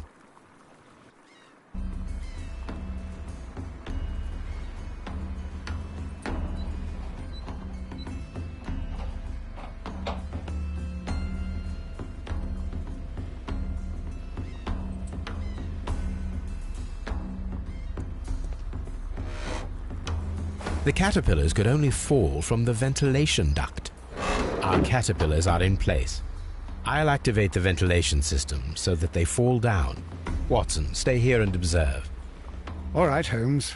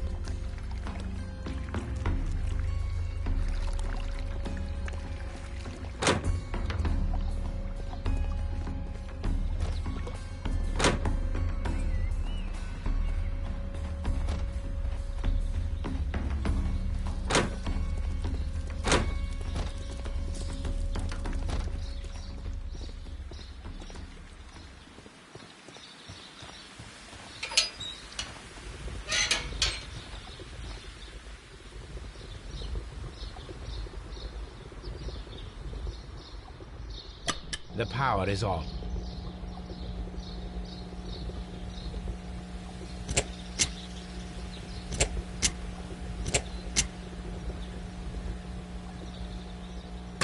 The engine has started.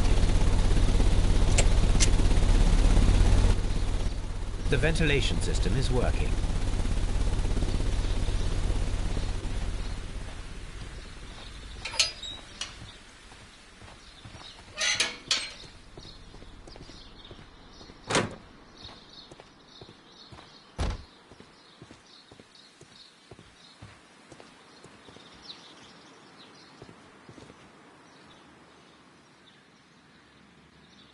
Excellent. This ventilation fan is working. Let us see if I can activate the other one.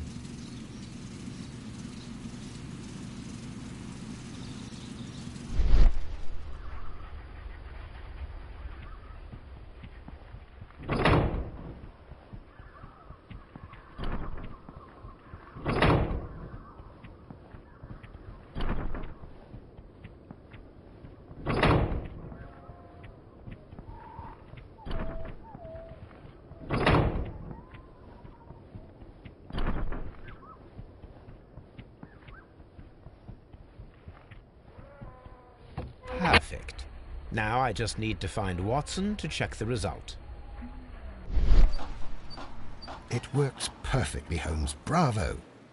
Now, if you could just help me to get rid of these caterpillars. Perfect. Now we know how the murder of Montague Dunn was carried out, by activating both Albert's and Mr. Hamish's fans. But only from Mr. Hamish's workplace would it be possible to see when Montague Dunn entered the Colonial Collection Room.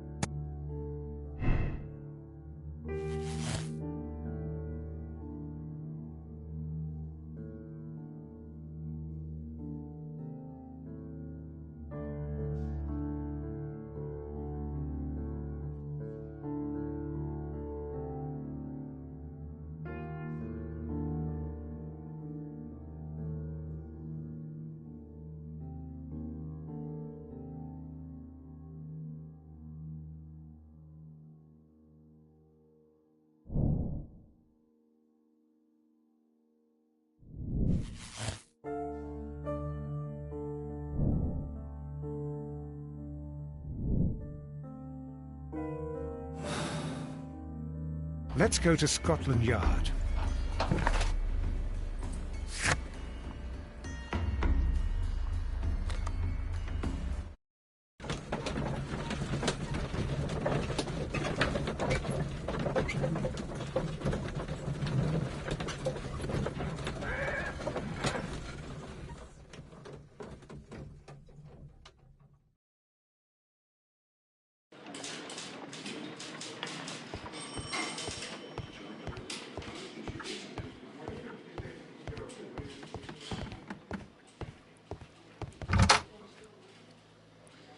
Inspector, I believe that Martin Hamish is guilty of the murder of Montague Dunn.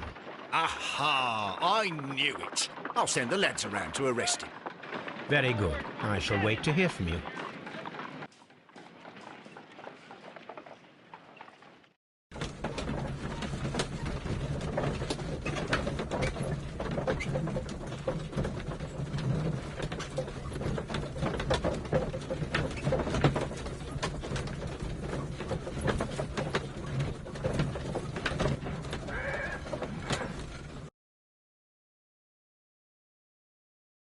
Inspector, I came here as quickly as I could.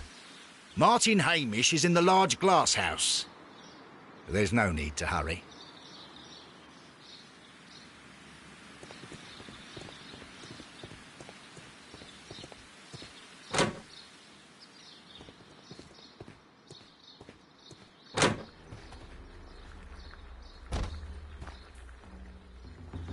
Holmes, my God! Yes, we found him like that. Our messing around with the ventilation system didn't go unnoticed. Mr. Hamish realized that we knew.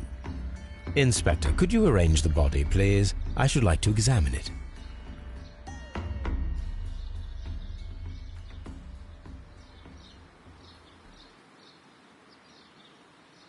The mark around the neck is very visible. He died instantly.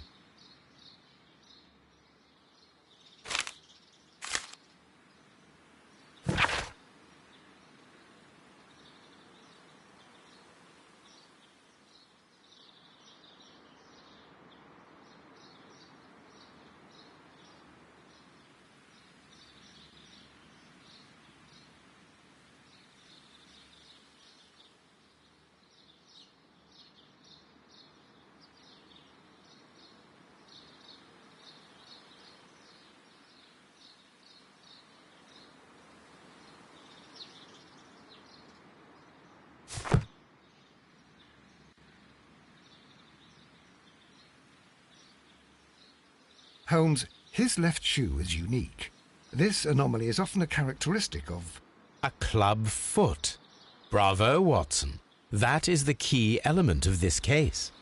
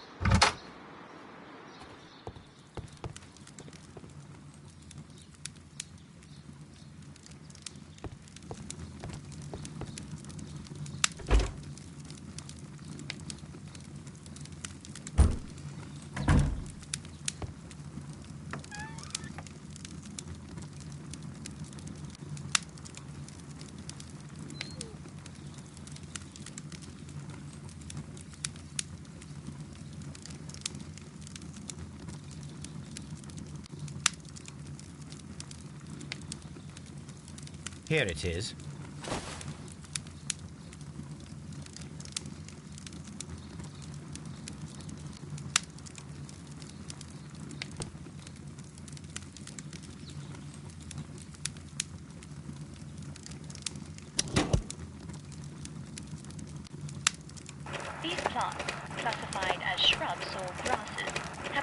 to their arid environment due to a system of underground routes. This recording seems very long. It is unnecessary to listen to all of it. Miss White was in the laboratory, as she told us.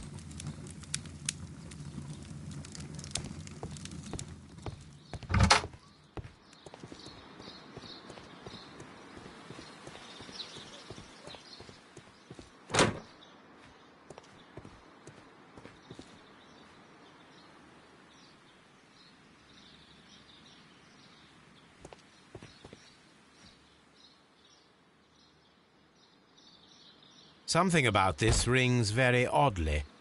Why do you say that, Mr. Holmes? Why?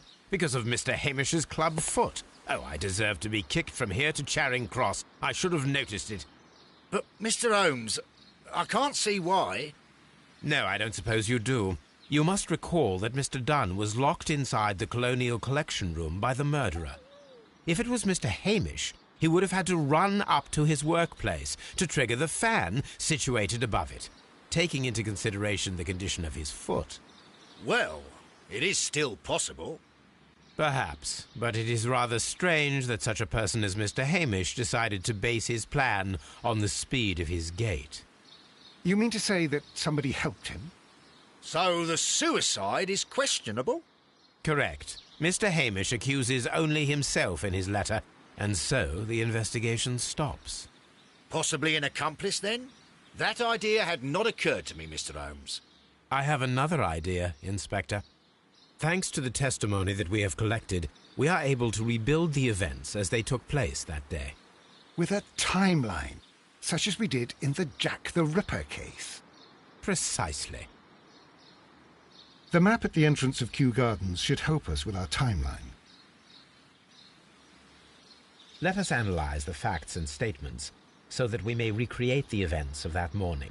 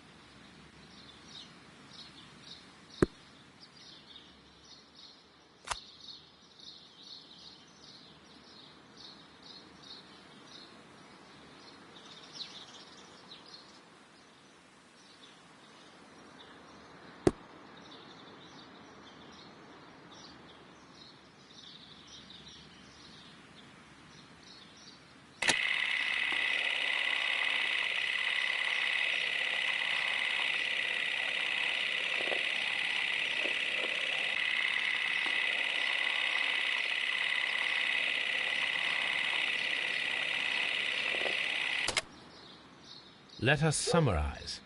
Montague Dunn was poisoned inside the Colonial Collection Room. He forced open the door, which means that someone locked him inside there at 10:20. Martin Hamish was last seen at 10:10. This means that he has approximately 10 minutes to lock the door of the Colonial Collection Room. Given that he was club-footed, it is doubtful. Albert also has 10 minutes to lock the door of the Colonial Collection Room, which is quite enough time. Miss White was last seen at 10 o'clock, which means that she had approximately 20 minutes to lock the door. More than enough time. Perfect, Watson. Now, let us ascertain who assisted Martin Hamish in killing Montague Dunn.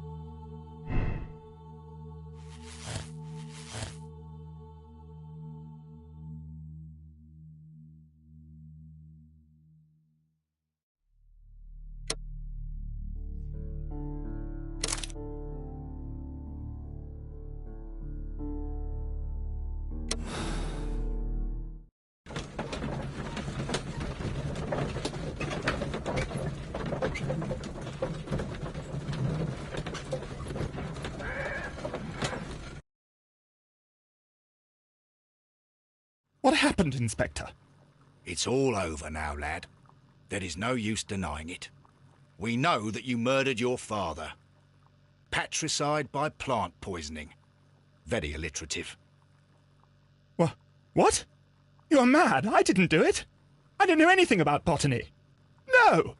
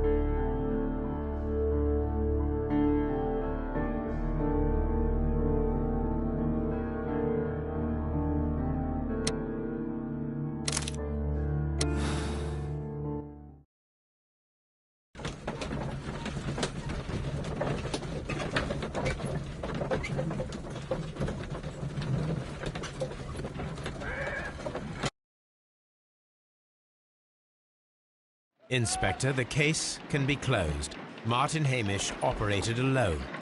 He was meticulous in his planning, down to the smallest detail. And yet, we arrived at the truth. Well, I must thank you once again, Mr. Holmes. Without you, it would not have been possible. If pushing a man to his suicide seems fair to you, Lestrade, then we are even.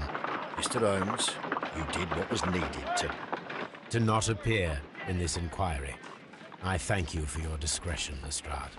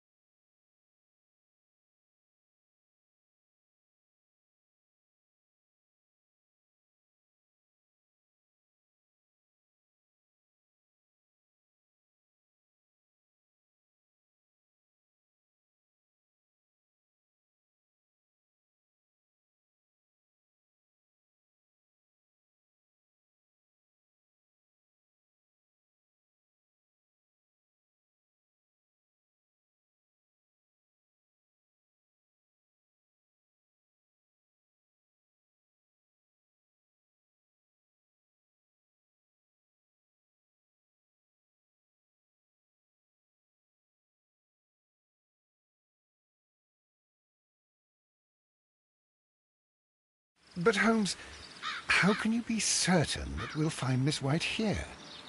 It is obvious, Watson. Just use your brain. I am using it. I do use it.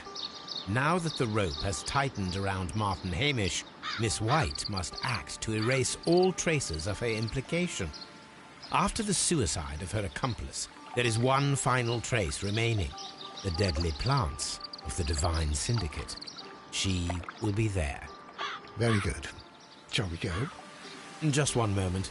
Now listen to me, Watson. I shall see her alone. You will conceal yourself behind her, quietly. Whatever are you planning? Nothing spectacular. The impulses of women have always been a mystery to me. But she is a bold one, and so we must be cautious. All right.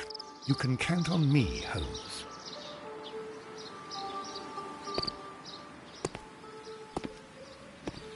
Mr. Holmes, good day to you. You do not seem surprised, Miss White. Well, I was expecting you. Not for too long, I believe. So please tell me, as it is still unclear, who planned the murder? Was it you? You were wrong, Mr. Holmes. It was Martin Hamish, then. You managed to convince him to take on a more prominent role. You could not be further from the truth. You think that you can fool me? You don't care what I think. It is difficult to care about someone who is capable of pushing a man to his suicide. It is over, Miss White. The police will be here any minute. Over, perhaps. One moment you were here, and the next, you were on the other side. The other side? No! Stop! I beg you not to do this, Miss White. Don't come any closer.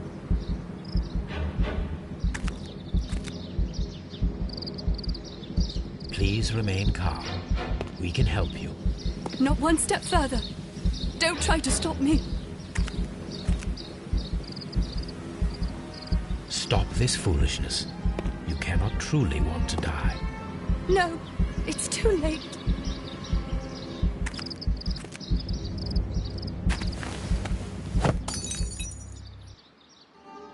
Well done, Watson. She was not faking. Miss White, you have no right to take your own life.